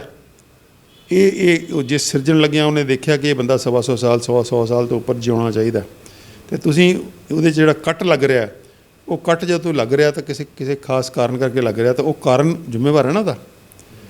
ਤਾਂ ਇਸ ਕਰਕੇ ਉਹਦੇ 'ਚ ਸਾਨੂੰ ਇਹ ਦੇਖਣਾ ਬਹੁਤ ਜ਼ਰੂਰੀ ਹੈ ਕਿ ਜਿਹੜੇ ਕੱਟ ਲੱਗ ਰਹੇ ਆ ਸਾਡੇ, ਅਸੀਂ ਪ੍ਰੀਮੈਚੁਰਲੀ ਕਿਉਂ ਮਰ ਰਹੇ ਹਾਂ, ਪ੍ਰੀਮੈਚੁਰਲੀ ਕਿਉਂ ਸਫਰ ਕਰ ਰਹੇ ਹਾਂ। ਔਰ ਤੁਸੀਂ ਦੇਖੋ ਜਿੰਨੀਆਂ ਬਿਮਾਰੀਆਂ ਨੇ, ਚਾਹੇ ਉਹ ਗੁਰਦੇ ਦੀ ਹੈ, ਚਾਹੇ ਉਹ ਲਿਵਰ ਦੀ ਹੈ, ਚਾਹੇ ਇੱਕ ਵਾਰੀ ਬੰਦਾ ਬਿਮਾਰ ਹੋ ਜਾਏ ਤਾਂ ਜਿਹੜਾ so called western medical system ਹੈ ਉਹਦੇ ਕੋਲ ਕੀ ਹੈ ਦੇਣ ਨੂੰ। ਦੇਖੋ ਤੁਸੀਂ ਆਪਾਂ ਸੋਚਦੇ ਨਹੀਂ ਹਾਂ ਵੀ ਬੰਦਾ ਬਿਮਾਰ ਹੋ ਗਿਆ, ਬੰਦਾ ਜਾਂਦਾ ਜੀ ਮੈਨੂੰ ਤਾਂ ਸ਼ੂਗਰ ਹੋ ਗਈ ਜਾਂ BP, ਉਹ ਕਹਿੰਦਾ ਸਾਰੀ ਉਮਰ ਦਵਾਈ ਖਾਈ ਜਾ। ਦਵਾਈ ਖਾ ਕੇ ਬੰਦਾ ਕੋਈ ਸਿਹਤਮੰਦ ਰਹਿੰਦਾ? ਮੈਂ ਤਾਂ ਸ਼ੂਗਰ ਦਾ ਮਰੀਜ਼ ਕੋਈ ਸਿਹਤਮੰਦ ਦੇਖਿਆ ਨਹੀਂ ਹੈ ਦਵਾਈਆਂ ਖਾਂਦਾ ਹੋਇਆ। ਉਹ ਜੋ ਬਿਮਾਰ ਦਾ ਬਿਮਾਰ ਰਹਿੰਦਾ, ਬਸ ਡੰਗ ਟਪਾਊਗਾ ਵੀ ਬੰਦਾ ਚੱਲਦਾ ਫਿਰਦਾ ਜਾਂ ਜ਼ਰੂਰ ਦਿਖਦਾ ਵੀ ਚੱਲ ਫਿਰ ਰਿਹਾ, ਲੇਕਿਨ ਉਹ ਅਸਲ 'ਚ ਮੈਨੇ ਸਿਹਤ ਜਿਹਨੂੰ ਕਹਿੰਦੇ ਆ ਪੋਜ਼ੀਟਿਵ ਸਿਹਤ, ਕਿ ਬੰਦਾ ਦਾ ਚਿਹਰਾ ਖਿੜਿਆ ਹੋਵੇ, ਉਹ ਕਦੀ ਥੱਕੇ ਨਾ, ਉਹ ਮੈਂਟਲੀ ਅਲਰਟ ਹੋਵੇ, ਉਹ ਖੁਸ਼ ਹੋਵੇ, ਉਹਨੂੰ ਕੋਈ ਮਤਲਬ ਥਕਾਵਟ ਕਿਸੇ ਕਿਸਮ ਦੀ ਕੋਈ, ਤਾਂ ਉਹ ਮੁੱਖ ਵਧੀਆ ਹਰ ਚੀਜ਼ ਜਿਹੜੀ ਪੋਜ਼ੀਟਿਵ ਹੈਲਥ ਦੇ ਸਾਈਨ ਸਾਰੇ ਹੋਣੇ ਚਾਹੀਦੇ ਉਹ 'ਚ। ਅਤੇ ਦਵਾਈਆਂ ਦੇ ਉੱਪਰ ਜਿਹੜਾ ਬੰਦਾ ਪਿਆ ਹੁੰਦਾ ਦਾ ਤੁਸੀਂ ਇੱਕ ਗੋਲੀ ਤੋਂ ਸ਼ੁਰੂ ਕਰਦੇ ਹੋ, ਮਹੀਨੇ ਬਾਅਦ ਤੁਸੀਂ ਜਾਂਦੇ ਹੋ ਉਹ ਕੋਈ ਨਾ ਕੋਈ ਉਹਦੀ ਕੰਪਲੀਕੇਸ਼ਨ ਹੁੰਦੀ, ਫਿਰ ਦੂਜੀ ਗੋਲੀ, ਫਿਰ ਤੀਜੀ ਗੋਲੀ, ਫਿਰ ਚੌਥੀ ਗੋਲੀ, 15-20 ਗੋਲੀਆਂ, 4-4 5-5 ਬਿਮਾਰੀਆਂ। ਇਹ ਹੁਣ ਆਮ ਵਰਤਾਰਾ ਹੋ ਗਿਆ। ਇਹ ਕਾਹਦੀ ਡਾਕਟਰੀ ਆ? ਇਹ ਕੋਈ ਮੈਡੀਸਨ ਹੈ? ਆਪਾਂ ਇਹਨੂੰ ਡਾਕਟਰੀ ਕਿਉਂ ਕਹਾਂਗੇ? ਜਦੋਂ ਤੁਹਾਡੇ ਕੋਲ ਬਦਲ ਅਵੇਲੇਬਲ ਹੈ ਤਾਂ ਤੁਸੀਂ ਉਹਨਾਂ ਬਿਮਾਰੀਆਂ ਨੂੰ ਜੜ੍ਹ ਤੋਂ ਠੀਕ ਕਰੋ, ਜੜ੍ਹਾਂ ਠੀਕ ਕਰੋ। ਤਾਂ ਇਸ ਕਰਕੇ ਮੈਂ ਕਿਹਾ ਕਿ ਰਾਜੂ ਸ਼੍ਰੀਵਾਸਤਵ ਜਿਹੜਾ ਉਹ ਅਤੇ ਉਹਦੇ ਰਾਜੂ ਸ਼੍ਰੀਵਾਸਤਵ ਤਾਂ ਇੱਕ ਜਸਟ ਐਗਜ਼ਾਮਪਲ ਦੇ ਤੌਰ 'ਤੇ ਕੋਟ ਕਰ ਰਹੇ ਹਾਂ। ਜਿੰਨੇ ਵੀ ਸੈਲੀਬ੍ਰਿਟੀ ਮਰਦੇ ਆ ਜਾਂ ਸੈਲੀਬ੍ਰਿਟੀ ਨਾ ਵੀ ਹੋਣ, ਜਿਹੜੇ ਆਮ ਲੋਕ ਵੀ ਮਰਦੇ ਆ ਸਮੇਂ ਤੋਂ ਪਹਿਲਾਂ, ਤਾਂ ਉਹ ਮੌਤ ਜਿਹੜੀ ਹੈ ਨੈਚੁਰਲ ਮੌਤ ਨਹੀਂ ਗਿਣੀ ਜਾਣੀ ਚਾਹੀਦੀ, ਉਹ ਅਨਨੈਚੁਰਲ ਮੌਤ ਹੈ। ਕਿ ਕਿਉਂ ਬੰਦਾ 100 ਸਾਲ ਤੋਂ ਪਹਿਲਾਂ ਮਰ ਰਿਹਾ? ਹੰਕਾਰ ਦੀ ਭੇਂਟ ਚੜ੍ਹ ਗਈ। ਬਿਲਕੁਲ ਇੱਕ ਹੰਕਾਰ ਹੈ, ਖਾਸ ਕਿਸਮ ਦੇ ਸਿਸਟਮ ਨੂੰ ਸਾਇੰਸ ਕਿਹਾ ਜਾ ਰਿਹਾ ਅਤੇ ਬਾਕੀਆਂ ਨੂੰ ਕਿਹਾ ਜਾ ਰਿਹਾ ਵੀ ਸਾਇੰਸ ਹੀ ਨਹੀਂ ਹੈ। ਜਦੋਂ ਕੋਈ ਗੱਲ ਉਲਟਾ, ਸਾਰੀ ਉਮਰ ਦਵਾਈਆਂ ਖਾਣਾ ਕਿੱਧਰ ਦੀ ਸਾਇੰਸ ਹੈ? ਅਤੇ ਦੂਜੇ ਪਾਸੇ ਕੋਰਟ ਉਹ ਸਾਇੰਸ ਜਿਹੜੀ ਕਹਿੰਦੀ ਵੀ ਸ਼ੂਗਰ ਅਸੀਂ ਬਿਨਾਂ ਦਵਾਈ ਦੇ ਠੀਕ ਕਰ ਸਕਦੇ ਹਾਂ, ਦਵਾਈਆਂ ਬੰਦ ਕਰਾ ਦਾਂਗੇ, ਉਹਨੂੰ ਤੁਸੀਂ ਕਹਿੰਦੇ ਹੋ ਸਾਇੰਸ ਹੀ ਨਹੀਂ ਹੈ। ਮਤਲਬ ਇਹ ਹੰਕਾਰ ਹੀ ਨਹੀਂ, ਦਾਦਾਗਿਰੀ ਹੈ। ਇਹ ਦਾਦਾਗਿਰੀ ਹੈ ਕਿ ਤੁਹਾਡੀ ਦਾਦਾਗਿਰੀ ਚੱਲਦੀ ਸੀ, ਅੰਗਰੇਜ਼ਾਂ ਵੇਲੇ ਵੀ ਚੱਲਦੀ ਸੀਗੀ, ਹੁਣ ਅੰਗਰੇਜ਼ ਚਲੇ ਗਏ, ਉਸ ਤੋਂ ਬਾਅਦ ਵੀ ਚੱਲੀ ਜਾ ਰਹੀ ਹੈ। ਉਹ ਦਾਦਾਗਿਰੀ ਚੱਲ ਰਹੀ ਹੈ ਵੀ ਅਸੀਂ ਤਾਂ ਪਰਟੀਕੂਲਰ ਟਾਈਪ ਦੀ ਟਰੀਟਮੈਂਟ ਕਰਾਂਗੇ ਤੁਹਾਨੂੰ। ਜੇ ਤੁਸੀਂ ਉਲਟ ਕੁਛ ਕਹਿੰਦੇ ਹੋ ਤਾਂ ਤੁਸੀਂ ਮਤਲਬ ਇਕੱਲੇ ਤੁਸੀਂ ਕੁਐਕ ਹੀ ਨਹੀਂ ਹੈਗੇ, ਇਕੱਲੇ ਤੁਸੀਂ ਉਹ ਨਹੀਂ ਹੋ, ਤੁਹਾਡੇ ਖਿਲਾਫ ਕੇਸ ਵੀ ਪਾਇਆ ਜਾ ਸਕਦਾ ਹੈ ਕਿ ਤੁਸੀਂ ਜਿਹੜੀ ਅਸੀਂ ਉਹਨੂੰ ਕਿਹਾ ਵੀ ਇਹਦਾ ਇਨਕਿਉਰੇਬਲ ਹੈ, ਤੁਸੀਂ ਕਿਵੇਂ ਕਹਿ ਦਿੱਤਾ ਕਿਉਰੇਬਲ ਹੈ, ਵੀ ਇਹ ਕੁਐਕਰੀ ਹੈ। ਤਾਂ ਇਹ ਕਿਤੇ ਨਾ ਕਿਤੇ ਦਾਦਾਗਿਰੀ ਜਿਹੜੀ ਉਹ ਚੱਲ ਰਹੀ ਹੈ। ਤੇ ਮੈਂ ਜਿਹੜੇ ਡਾਕਟਰ ਨੇ ਉਹਨਾਂ ਨੂੰ ਵੀ ਬੇਨਤੀ ਕਰੂੰਗਾ ਕਿ ਆਪਾਂ ਆਪਣਾ ਮਾਈਂਡ ਓਪਨ ਕਰੀਏ। ਅੱਜ ਜ਼ਮਾਨਾ ਜਿਹੜਾ ਹੈ, ਆਉਣ ਵਾਲਾ ਸਮਾਂ ਜਿਹੜਾ ਹੈ ਉਹ ਸਾਡੇ ਪ੍ਰੋਫੈਸ਼ਨ ਲਈ ਵੀ ਬਹੁਤ ਜ਼ਰੂਰੀ ਹੈ, ਕਿਉਂਕਿ ਜੇ ਅਸੀਂ ਮਾਈਂਡ ਕਲੋਜ਼ ਰੱਖਾਂਗੇ ਤਾਂ ਸਾਡਾ profession day by day down ਜਾ ਰਿਹਾ। ਉਹ ਡਾਊਨ ਜਾਣ ਲਈ ਆਪਾਂ ਕਿਸੇ ਨੂੰ ਦੋਸ਼ੀ ਨਾ ਠਹਿਰਾਈਏ, ਆਪਾਂ ਆਪ ਦੋਸ਼ੀ ਹਾਂ ਕਿ ਆਪਾਂ ਆਪਣਾ ਮਾਈਂਡ ਕਲੋਜ਼ ਕਰ ਲਿਆ ਹੋਇਆ ਹੈ। ਆਪਣਾ ਮਾਈਂਡ ਓਪਨ ਅਪ ਕਰੀਏ ਔਰ ਬਾਕੀ ਜਿਹੜੇ ਸਿਸਟਮ ਨੇ, ਬਾਕੀ ਆਲੇ ਦੁਆਲੇ ਲੋਕ ਕੀ ਕਹਿ ਰਹੇ ਆ, ਕੀ ਡਾਈਟ ਬਾਰੇ ਕੀ ਗੱਲ ਕਰਦੇ ਆ, ਆਯੁਰਵੈਦਿਕ ਬਾਰੇ ਕੀ ਗੱਲ ਕਰਦੇ ਆ, ਯੋਗਾ ਵਾਲੇ ਕੀ ਕਹਿੰਦੇ ਆ, ਹੋਲਿਸਟਿਕ ਵਾਲੇ ਕੀ ਕਹਿੰਦੇ ਆ, ਸੁਣੀਏ ਉਹਨਾਂ ਦੀ ਗੱਲ ਅਤੇ ਸੁਣ ਕੇ ਗੱਲ ਨੂੰ ਪਰਖੀਏ, ਜਾਂਚੀਏ ਅਤੇ ਸਟੱਡੀਜ਼ ਕਰੀਏ। ਮੈਂ ਤਾਂ ਫਰੀਦਕੋਟ ਮੈਡੀਕਲ ਕਾਲਜ 'ਚ ਉੱਥੇ ਫਿਰ ਬਾਬਾ ਫਰੀਦ ਯੂਨੀਵਰਸਿਟੀ 'ਚ ਓਪਨਲੀ ਸਟੇਜ ਤੋਂ ਵੀ ਕਿਹਾ ਸੀਗਾ, ਵਾਈਸ ਚਾਂਸਲਰ ਸਾਹਿਬ ਸਾਹਮਣੇ ਬੈਠੇ ਸੀਗੇ। ਮੈਂ ਕਿਹਾ ਜੀ ਤੁਹਾਨੂੰ ਜਿੰਨੀਆਂ ਕਹੋ ਤੁਸੀਂ ਸਟੱਡੀ, ਸਾਡੇ ਕੋਲ ਤਾਂ ਹੁਣ ਹੈ ਨਹੀਂ ਗਾ, ਕੋਈ ਸਾਧਨ ਨਹੀਂ ਹੈ ਵੀ ਅਸੀਂ ਉਹਨੂੰ ਸਟੱਡੀ ਕਰ ਸਕੀਏ, ਪਰ ਤੁਸੀਂ ਮਰੀਜ਼ ਸਾਨੂੰ ਦਿਓ, ਠੀਕ ਅਸੀਂ ਕਰਾਂਗੇ, ਸਟੱਡੀ ਤੁਸੀਂ ਕਰਿਓ। ਤੁਹਾਡੇ ਕੋਲ ਸਾਧਨ ਨੇ, ਸਾਡੇ ਕੋਲ ਸਾਧਨ ਨਹੀਂ ਹੈਗੇ। ਸਾਡੇ ਕੋਲ ਤਾਂ ਅਸੀਂ ਤਾਂ ਵਿਚਾਰੇ ਬੱਚੇ ਹੈਂਡ ਟੂ ਮਾਊਥ ਵਾਲੇ ਬੱਚੇ, ਗਰੀਬ ਘਰਾਂ ਦੇ ਬੱਚੇ ਆ, ਉਹਨਾਂ ਨੂੰ ਟ੍ਰੇਨਿੰਗ ਦਿੱਤੀ ਆ, ਉਹਨਾਂ ਨੂੰ ਅਸੀਂ ਮਤਲਬ ਮਸਾਂ ਉਹਨੇ ਕੁ ਦਿੰਦੇ ਜਿਹਦੇ ਨਾਲ ਉਹਨਾਂ ਦਾ ਗੁਜ਼ਾਰਾ ਹੁੰਦਾ। ਅਤੇ ਸਾਡੀ ਆਪਣੀ ਇਨਕਮ ਵੀ ਇੰਨੀ ਕੀ ਹੈ ਵੀ ਅਸੀਂ ਆਪਣੇ ਜਿਹੜਾ ਖਰਚੇ ਕੱਢ ਲੈਂਦੇ ਹਾਂ। ਸਾਡੇ ਕੋਲ ਤਾਂ ਸਾਧਨ ਨਹੀਂ ਹੈਗੇ। ਅਸੀਂ ਸਰਕਾਰ ਨੂੰ ਵੀ ਮੈਂ ਓਪਨਲੀ ਕਹਿੰਦਾ ਕਿ ਸਰਕਾਰ ਆਵੇ, ਅਸੀਂ ਉਹਨੂੰ ਦਿੰਦੇ, ਜਿਹੜੀ ਮਰਜ਼ੀ ਬਿਮਾਰੀ ਹੈ ਅਸੀਂ ਉਹਨੂੰ ਬਿਮਾਰੀਆਂ ਦੇ ਮਰੀਜ਼ ਦਿੰਦੇ ਹਾਂ, ਮਰੀਜ਼ ਉਹ ਦੇਣ ਆਪਣੇ ਵੱਲੋਂ, ਅਸੀਂ ਠੀਕ ਅਸੀਂ ਕਰਾਂਗੇ ਅਤੇ ਸਟੱਡੀ ਉਹ ਕਰ ਲੈਣ ਅਤੇ ਸਟੱਡੀ ਉਹ ਕਰਕੇ ਛਾਪ ਲੈਣ। ਅਸੀਂ ਕੋਈ, ਸਾਨੂੰ ਕੋਈ ਇਤਰਾਜ਼ ਨਹੀਂ ਇਸ ਗੱਲ 'ਤੇ। ਅਸੀਂ ਬਿਲਕੁਲ ਖੁੱਲ੍ਹੀ ਕਿਤਾਬ ਹਾਂ, ਅਸੀਂ ਕੋਈ ਸੀਕਰਟ ਨਹੀਂ ਰੱਖਿਆ ਹੋਇਆ, ਨਾ ਅਸੀਂ ਕੋਈ ਗੱਲ ਛੁਪਾਉਂਦੇ ਹਾਂ। ਅਸੀਂ ਜੋ ਕਹਿੰਦੇ ਹਾਂ ਉਹ ਯੂਟਿਊਬ 'ਤੇ ਵੀ ਕਹਿ ਰਹੇ ਹਾਂ, ਉਹ ਸੋਸ਼ਲ ਮੀਡੀਆ 'ਤੇ ਵੀ ਕਹਿ ਰਹੇ ਹਾਂ, ਉਹ ਜਿੱਥੇ ਕਿਤੇ ਵੀ ਸਾਨੂੰ ਕੋਈ ਪੁੱਛਦਾ ਅਸੀਂ ਕਹਿੰਦੇ ਹਾਂ। ਅਸੀਂ ਬੜੇ ਟਰਾਂਸਪੇਰੈਂਟ ਢੰਗ ਦੇ ਨਾਲ ਕਹਿੰਦੇ ਹਾਂ, ਸਾਡੀ ਕੋਈ ਸੀਕ੍ਰੇਸੀ ਨਹੀਂ ਸਾਡੀ। ਇਸ ਕਰਕੇ ਆਪਾਂ, ਮੇਰੇ ਖਿਆਲ 'ਚ ਆਪਣਾ ਸਭ ਦਾ ਫਰਜ਼ ਹੈ, ਆਪਾਂ ਸਾਰੇ ਹੀ ਹਰ ਮਨੁੱਖ ਜਿਹੜਾ ਹੁੰਦਾ ਉਹ ਬਹੁਤ ਜੈਂਟਲ ਔਰ ਬਹੁਤ ਨੇਕ ਹੁੰਦਾ ਸੁਭਾਅ ਤੋਂ। ਕੋਈ ਬੰਦਾ ਜਾਣ ਬੁੱਝ ਕੇ ਪਾਪ ਨਹੀਂ ਕਰਦਾ। ਪਾਪ ਜਿਹੜਾ ਉਹ ਉਹਨੂੰ ਸਿਖਾਇਆ ਜਾਂਦਾ, ਉਹਦੀ ਟ੍ਰੇਨਿੰਗ 'ਚ ਪਾਤਾ ਜਾਂਦਾ, ਤਾਂ ਕਰਕੇ ਪਾਪ ਹੁੰਦਾ। ਕੋਈ ਜਾਣ ਬੁੱਝ ਕੇ ਪਾਪ ਨਹੀਂ ਕਰਨਾ ਚਾਹੁੰਦਾ, ਨਾ ਕੋਈ ਕਰਦਾ। ਇਸ ਕਰਕੇ ਆਪਾਂ ਜਿਹੜਾ ਹੈ ਇਹਦੇ ਜਿਹੜੇ ਮੈਡੀਕਲ ਸਿਸਟਮ ਦੇ ਵਿੱਚ, ਮੈਡੀਕਲ ਐਜੂਕੇਸ਼ਨ 'ਚ ਜਿਹੜੇ ਲੈਪਸਿਸ ਨੇ ਉਹਨੂੰ ਵੀ ਠੀਕ ਕਰੀਏ। ਅਤੇ ਸਰਕਾਰਾਂ ਨੂੰ ਵੀ ਚਾਹੀਦਾ ਕਿ ਜਿਹੜੇ ਸਿਸਟਮ ਜਿਹੜੇ ਨੇ, ਜਿਹਨਾਂ ਸਿਸਟਮ ਨੂੰ ਬ੍ਰਿਟਿਸ਼ਰਸ ਨੇ, ਅੰਗਰੇਜ਼ਾਂ ਨੇ ਦਬਾ ਕੇ ਰੱਖਿਆ, ਉਹਨਾਂ ਸਿਸਟਮ ਨੂੰ ਅਸੀਂ ਫਿਰ ਮੁੜ ਕੇ ਰਿਵਾਈਵ ਕਰੀਏ। ਅਸੀਂ ਉਹਨਾਂ ਦੀ ਗੱਲ ਸੁਣੀਏ ਕਿ ਕੀ ਕਹਿੰਦੇ ਆ। ਪਿਛਲੇ 2-2.5 ਸਾਲ 'ਚ ਬਿਮਾਰੀ ਬਾਰੇ ਵੀ ਜਿਹੜੀ ਫੈਲੀ ਸੀ, ਉਹਦੇ ਬਾਰੇ ਵੀ ਉਹਨਾਂ ਨੇ ਬੜਾ ਓਪਨਲੀ ਲੋਕਾਂ ਨੇ ਕਿਹਾ, ਔਰ ਉਹ ਲੋਕਾਂ ਨੇ ਵਰਤਿਆ ਵੀ, ਬੜੇ ਮਾਸ ਸਕੇਲ 'ਤੇ ਉਹਨਾਂ ਦੇ ਤਰੀਕੇ ਵਰਤੇ, ਔਰ ਬਹੁਤ ਲੋਕ ਤੰਦਰੁਸਤ ਹੋਏ। ਤਾਂ ਇਹ ਸਾਰੀਆਂ ਬਿਮਾਰੀਆਂ ਬਾਰੇ ਟਰੂ ਹੈ ਕਿ ਅਸੀਂ ਅਗਰ ਆਪਣਾ ਹੋਲਿਸਟਿਕ ਅਪਰੋਚ ਅਪਣਾਵਾਂਗੇ ਅਤੇ ਜਿਹੜੇ ਸਾਡੇ ਜਿਹਨੂੰ ਕਹਿੰਦੇ ਆ ਮਾਈਂਡ ਨੂੰ ਆਪਣੇ 'ਤੇ ਜਿਹੜੇ ਅੱਖਾਂ 'ਤੇ ਖੋਪੇ ਲਾ ਲਏ ਖਾਸ ਕਿਸਮ ਦੇ, ਉਹਨੂੰ ਲਾ ਕੇ ਗੱਲ ਕਰਾਂਗੇ ਅਤੇ ਮੇਰੇ ਖਿਆਲ ਦੁਨੀਆ ਬਿਲਕੁਲ ਵੱਖਰੀ ਹੈ। ਅਤੇ ਬਿਮਾਰੀਆਂ ਜਿਹੜੀਆਂ ਨੇ, ਜਿੰਨੀਆਂ ਡਰਾਉਣੀਆਂ ਅਤੇ ਭਿਆਨਕ ਹੋ ਗਈਆਂ ਨੇ, ਉਹ ਬਿਲਕੁਲ ਹੀ ਉਹਦਾ ਉਲਟਾ ਹੋ ਸਕਦਾ ਕਿ ਬਿਮਾਰੀਆਂ ਬੜੇ ਆਰਾਮ ਨਾਲ, ਬੜੀ ਆਸਾਨੀ ਨਾਲ ਜਿਹੜੀਆਂ ਨੇ ਉਹ ਤੋਂ ਆਪਾਂ ਪਿੱਛਾ ਛੁਡਾ ਸਕਦੇ ਹਾਂ। ਜੇ ਨਹੀਂ ਹੋਈਆਂ ਤਾਂ ਹੁੰਦੀਆਂ ਨਹੀਂ ਹੈ, ਅਤੇ ਜੇ ਹੋ ਗਈਆਂ ਨੇ ਤਾਂ ਬਹੁਤ ਆਸਾਨੀ ਨਾਲ ਅਸੀਂ ਇਹਨਾਂ ਤੋਂ ਪਿੱਛਾ ਛੁਡਾ ਸਕਦੇ ਹਾਂ। Before we move forward, I would like to give a disclaimer here that this program is not meant for medical advice. This is only for knowledge sake. ਅੱਗੇ ਵਧਣ ਤੋਂ ਪਹਿਲਾਂ ਮੈਂ ਇੱਥੇ ਇੱਕ ਡਿਸਕਲੇਮਰ ਦੇਣਾ ਚਾਹਾਂਗਾ ਕਿ ਇਹ ਪ੍ਰੋਗਰਾਮ ਮੈਡੀਕਲ ਐਡਵਾਈਸ ਲਈ ਨਹੀਂ ਹੈ। ਇਹ ਪ੍ਰੋਗਰਾਮ ਸਿਰਫ ਤੇ ਸਿਰਫ ਜਾਣਕਾਰੀ ਲਈ ਹੈ, ਅਤੇ ਜੇ ਜਾਣਕਾਰੀ ਹਾਸਿਲ ਕਰਕੇ ਤੁਹਾਨੂੰ ਕੋਈ ਫਾਇਦਾ ਹੁੰਦਾ ਤਾਂ ਹੀ ਸਾਡੇ ਇਸ ਪ੍ਰੋਗਰਾਮ ਦੀ ਕਾਮਯਾਬੀ ਮੰਨੀ ਜਾਏਗੀ। ਡਾਕਟਰ ਸਾਹਿਬ, ਲਾਸਟ ਜਿਸ ਤਰ੍ਹਾਂ ਦੀ ਕੰਡੀਸ਼ਨ ਦੇ ਵਿੱਚ ਰਾਜੂ ਸ਼੍ਰੀਵਾਸਤਵ ਦੀ ਮੌਤ ਹੋਈ ਹੈ, ਜੇ ਹੋਲਿਸਟਿਕ ਹੈਲਥ ਦੀ ਸ਼ਰਨ 'ਚ ਹੁੰਦਾ ਹੋ ਤਾਂ ਕੀ ਕਰਨਾ ਚਾਹੀਦਾ? ਹਾਂ ਬਿਲਕੁਲ, ਅਸੀਂ ਜਿਹੜੀ ਸਾਡੀ ਸਭ ਤੋਂ ਜਿਹੜੀ ਜ਼ਿਆਦਾ ਹੋਲਿਸਟਿਕ ਦਾ ਮਤਲਬ ਇਹ ਹੁੰਦਾ ਹੈ ਕਿ ਅਸੀਂ ਜੋ ਵੀ ਸਾਡੇ ਨਾਲ ਆਹਾਰ ਲੈ ਰਹੇ ਹਾਂ ਅੰਦਰ, ਅਸੀਂ ਆਹਾਰ ਦਾ ਮਤਲਬ ਹੈ ਹਵਾ, ਪਾਣੀ, ਭੋਜਨ, ਅੱਖਾਂ ਰਾਹੀਂ, ਕੰਨਾਂ ਰਾਹੀਂ, ਨੱਕ ਰਾਹੀਂ, ਜੀਭ ਰਾਹੀਂ ਜੋ ਵੀ ਲੈ ਰਹੇ ਹਾਂ, ਉਹ ਆਹਾਰ ਦੋ ਹੀ ਕੈਟੇਗਰੀ ਦਾ ਹੁੰਦਾ, ਜਾਂ ਉਹ ਅੰਮ੍ਰਿਤ ਹੈ ਜਾਂ ਉਹ ਜ਼ਹਿਰ ਹੈ। ਸਰੀਰ ਕੋਲ ਕੋਈ ਤੀਸਰੀ ਭਾਸ਼ਾ ਨਹੀਂ ਹੈ। ਸਰੀਰ ਨੂੰ ਜੇ ਅਸੀਂ ਅੰਮ੍ਰਿਤ ਦੇਵਾਂਗੇ ਤਾਂ ਬਿਮਾਰ ਨਹੀਂ ਹੋਏਗਾ, ਅਤੇ ਜੇ ਬਿਮਾਰ ਹੈਗਾ ਤਾਂ ਠੀਕ ਹੋ ਜਾਏਗਾ। ਜੇ ਸਰੀਰ ਨੂੰ ਜ਼ਹਿਰ ਦੇਵਾਂਗੇ ਤਾਂ ਬਿਮਾਰ ਹੋਏਗਾ, ਅਤੇ ਜੇ ਬਿਮਾਰ ਆਲਰੇਡੀ ਹੈਗਾ ਤਾਂ ਹੋਰ ਬਿਮਾਰ ਹੋ ਜਾਏਗਾ ਅਤੇ ਮਰੇਗਾ, ਸਮੇਂ ਤੋਂ ਪਹਿਲਾਂ ਮਰੇਗਾ। ਸੋ ਆਹਾਰ ਆਪਣਾ ਠੀਕ ਕਰਨਾ ਬਹੁਤ ਜ਼ਰੂਰੀ ਹੈ। ਸੋ ਆਹਾਰ ਦੇ ਵਿੱਚ ਬਹੁਤ ਵਾਰੀ ਅਸੀਂ ਗੱਲਾਂ ਕਰ ਚੁੱਕੇ ਹਾਂ, ਉਹਦੇ ਵਿਸਥਾਰ 'ਚ ਨਹੀਂ ਜਾਵਾਂਗੇ। ਉਹ 'ਚ ਹਵਾ ਸਭ ਤੋਂ ਜ਼ਿਆਦਾ ਲੈਂਦੇ ਅਸੀਂ, ਫਿਰ ਪਾਣੀ ਪੀਂਦੇ ਹਾਂ। ਉਹ ਸਾਰਿਆਂ ਬਾਰੇ ਕੱਲੀ ਚੀਜ਼ ਬਾਰੇ ਅਸੀਂ ਆਪਣੀ ਵੀਡੀਓਜ਼ ਪਾਈਆਂ ਹੋਈਆਂ ਨੇ, ਕੱਲੀ ਚੀਜ਼ ਬਾਰੇ ਸੋਸ਼ਲ ਮੀਡੀਆ 'ਤੇ ਪਾਇਆ ਹੋਇਆ ਕਿ ਹਵਾ ਬਾਰੇ ਕੀ ਚਿੰਤਨ ਹੈ, ਪਾਣੀ ਬਾਰੇ ਕੀ ਚਿੰਤਨ ਹੈ, ਭੋਜਨ ਬਾਰੇ ਕੀ ਚਿੰਤਨ ਹੈ। ਉਸ ਤੋਂ ਬਾਅਦ ਤੁਹਾਡਾ ਜਿਹੜਾ ਜੋ ਅਸੀਂ ਆਪਣੇ ਸੁਣਦੇ ਹਾਂ, ਸੁੰਘਦੇ ਹਾਂ, ਇਹਨਾਂ ਬਾਰੇ ਵੀ ਚਿੰਤਨ ਹੈਗਾ। ਫਿਰ ਜਿਹੜਾ ਹੈ ਜਿਹੜੀ ਇੰਡਸਟਰੀ ਕਰ ਰਹੀ ਹੈ ਪ੍ਰੋਸੈਸਡ ਫੂਡਸ ਬਾਰੇ ਅਸੀਂ ਪਾਰਟੀਕੂਲਰ ਦਾ ਚਿੰਤਨ ਹੈ ਕਿ ਫੂਡ ਪ੍ਰੋਸੈਸ ਨਹੀਂ ਹੋਣੇ ਚਾਹੀਦੇ। ਭੋਜਨ 'ਤੇ ਅਸੀਂ ਜ਼ਿਆਦਾ ਇਸ ਕਰਕੇ ਜ਼ੋਰ ਦਿੰਦੇ ਹਾਂ ਕਿ ਹਵਾ ਪਾਣੀ ਵਾਲੀ ਜਿਹੜੀ ਗੱਲ ਹੈ ਉਹ ਥੋੜ੍ਹੀ ਜਿਹੀ ਵਾਸਟ ਹੈ ਅਤੇ ਸਮਾਜ ਨੇ ਐਜ਼ ਏ ਹੋਲ ਉਹਦਾ ਇਲਾਜ ਕਰਨਾ ਹੈ। ਲੇਕਿਨ ਭੋਜਨ ਦੇ ਵਿੱਚ ਕਾਫੀ ਕੁਛ ਅਸੀਂ ਆਪ ਕਰ ਸਕਦੇ ਹਾਂ। ਉਹਦੇ 'ਚ ਅਸੀਂ ਭੋਜਨ ਦਾ ਪਾਰਟੀਕੂਲਰ ਪ੍ਰੋਟੋਕੋਲ ਹੈ ਸਾਡਾ, ਜਿਹਦੇ 'ਚ ਅਸੀਂ ਕਹਿੰਦੇ ਹਾਂ ਕਿ ਜਿਹੜਾ plant based whole food China study ਸਭ ਤੋਂ ਵੱਡੀ ਸਟੱਡੀ ਹੋਈ ਹੈ ਦੁਨੀਆ ਦੀ, ਜਿਹਨੇ ਕਿ ਨਿਊਟ੍ਰੀਸ਼ਨ ਨੂੰ ਫਿਰ ਫੋਕਸ ਕੀਤਾ ਪਿਛਲੇ 15-20 ਸਾਲ ਤੋਂ। ਉਹਦਾ ਇੱਕ ਸਿੰਗਲ ਲਾਈਨ ਮੈਸੇਜ ਹੈ, plant based whole food. Plant based ਮਤਲਬ ਪੌਦਿਆਂ ਤੋਂ ਆਇਆ ਹੋਇਆ ਭੋਜਨ ਖਾਣਾ ਹੈ, ਹੋਲ ਫੂਡ ਦਾ ਮਤਲਬ ਜਿੱਦਾਂ ਨੇਚਰ ਨੇ ਪੈਦਾ ਕੀਤਾ ਉੱਦਾਂ ਹੀ ਖਾਣਾ ਹੈ। ਤੇ ਇਹ ਉਸ ਮੁਲਕ ਦੀ ਸਟੱਡੀ ਹੈ ਜਿੱਥੇ ਸਭ ਤੋਂ ਵੱਧ ਨੌਨ ਵੈਜ ਜਿਹੜਾ ਉਹ ਖਾਧਾ ਜਾਂਦਾ ਤੇ ਜਿੰਦਾ ਜਿਹੜੇ ਉਹ ਵੀ ਬਿਲਕੁਲ ਨਹੀਂ ਪਰ ਉੱਥੇ ਜਿਹੜੀ ਚਾਈਨਾ ਦੇ ਵਿੱਚ ਇੱਦਾਂ ਯੂਨੀਫਾਰਮ ਨਹੀਂ ਹੈ।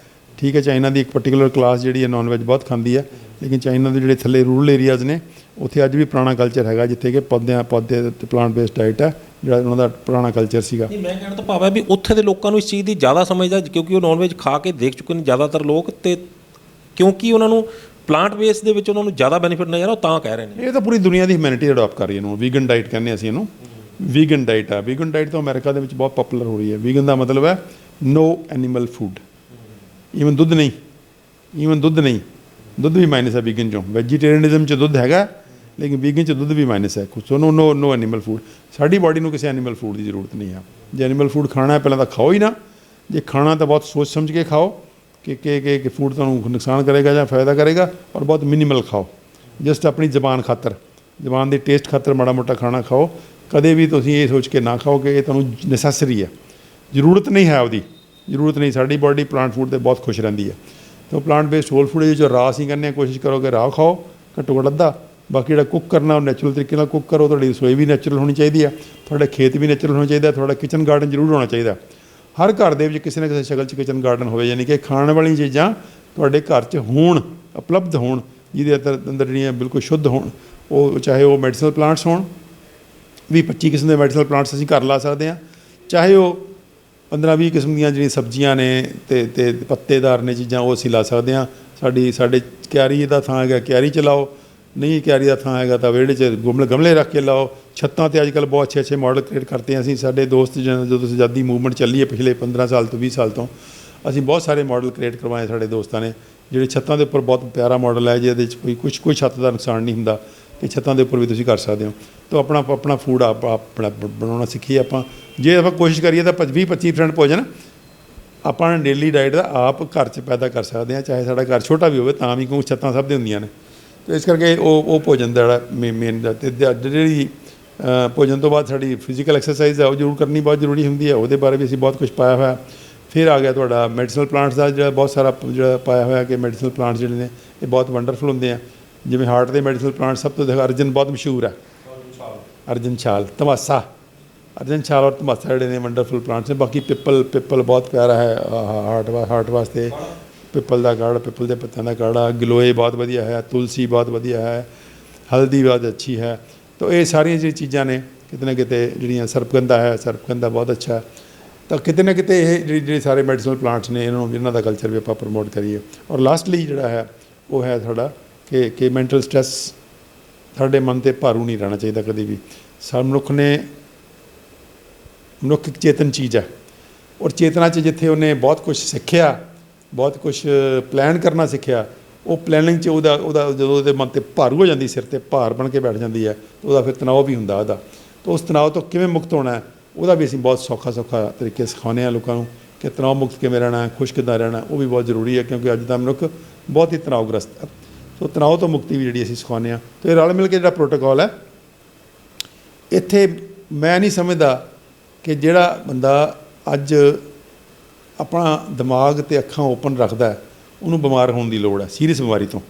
ਨੋਰਮਲ ਬਿਮਾਰੀਆਂ ਨੂੰ ਨਹੀਂ ਬਿਮਾਰੀ ਗਿਣਨਾ ਚਾਹੀਦਾ। ਨੋਰਮਲ ਬਿਮਾਰੀਆਂ ਤੁਹਾਨੂੰ ਉਲਟਾ ਮਜ਼ਬੂਤ ਕਰਨ ਲਈ ਆਉਂਦੀਆਂ ਨੇ। ਕੋਈ ਜ਼ੁਕਾਮ ਲੱਗ ਗਿਆ, ਖਾਂਸੀ ਲੱਗ ਗਈ, ਬੁਖਾਰ ਹੋ ਗਿਆ, ਇਹ ਬਿਮਾਰੀਆਂ ਤੁਹਾਨੂੰ ਉਲਟਾ ਵੈਕਸੀਨੇਟ ਕਰਨ ਲਈ ਆਉਂਦੀ, ਨੈਚੁਰਲ ਵੈਕਸੀਨੇਸ਼ਨ ਦੇਣ ਲਈ ਆਉਂਦੀ ਆ ਤੁਹਾਨੂੰ, ਤਾਂ ਕਿ ਤੁਸੀਂ ਹਾਣਦੇ ਰਹੋ ਵਾਤਾਵਰਨ ਲਗਾਤਾਰ ਤਬਦੀਲੀਆਂ ਹੁੰਦੀਆਂ ਰਹਿੰਦੀਆਂ ਨੇ। ਕਦੀ ਸਰਦੀ ਹੈ, ਕਦੀ ਗਰਮੀ ਹੈ, ਕਦੀ ਬਾਰਿਸ਼ ਹੈ, ਕਦੀ ਧੁੱਪ ਹੈ। ਤੁਸੀਂ ਤੁਹਾਡੇ ਹਰ ਟਾਈਮ ਤੁਹਾਨੂੰ ਅਡੈਪਟ ਕਰਨਾ ਪੈਂਦਾ।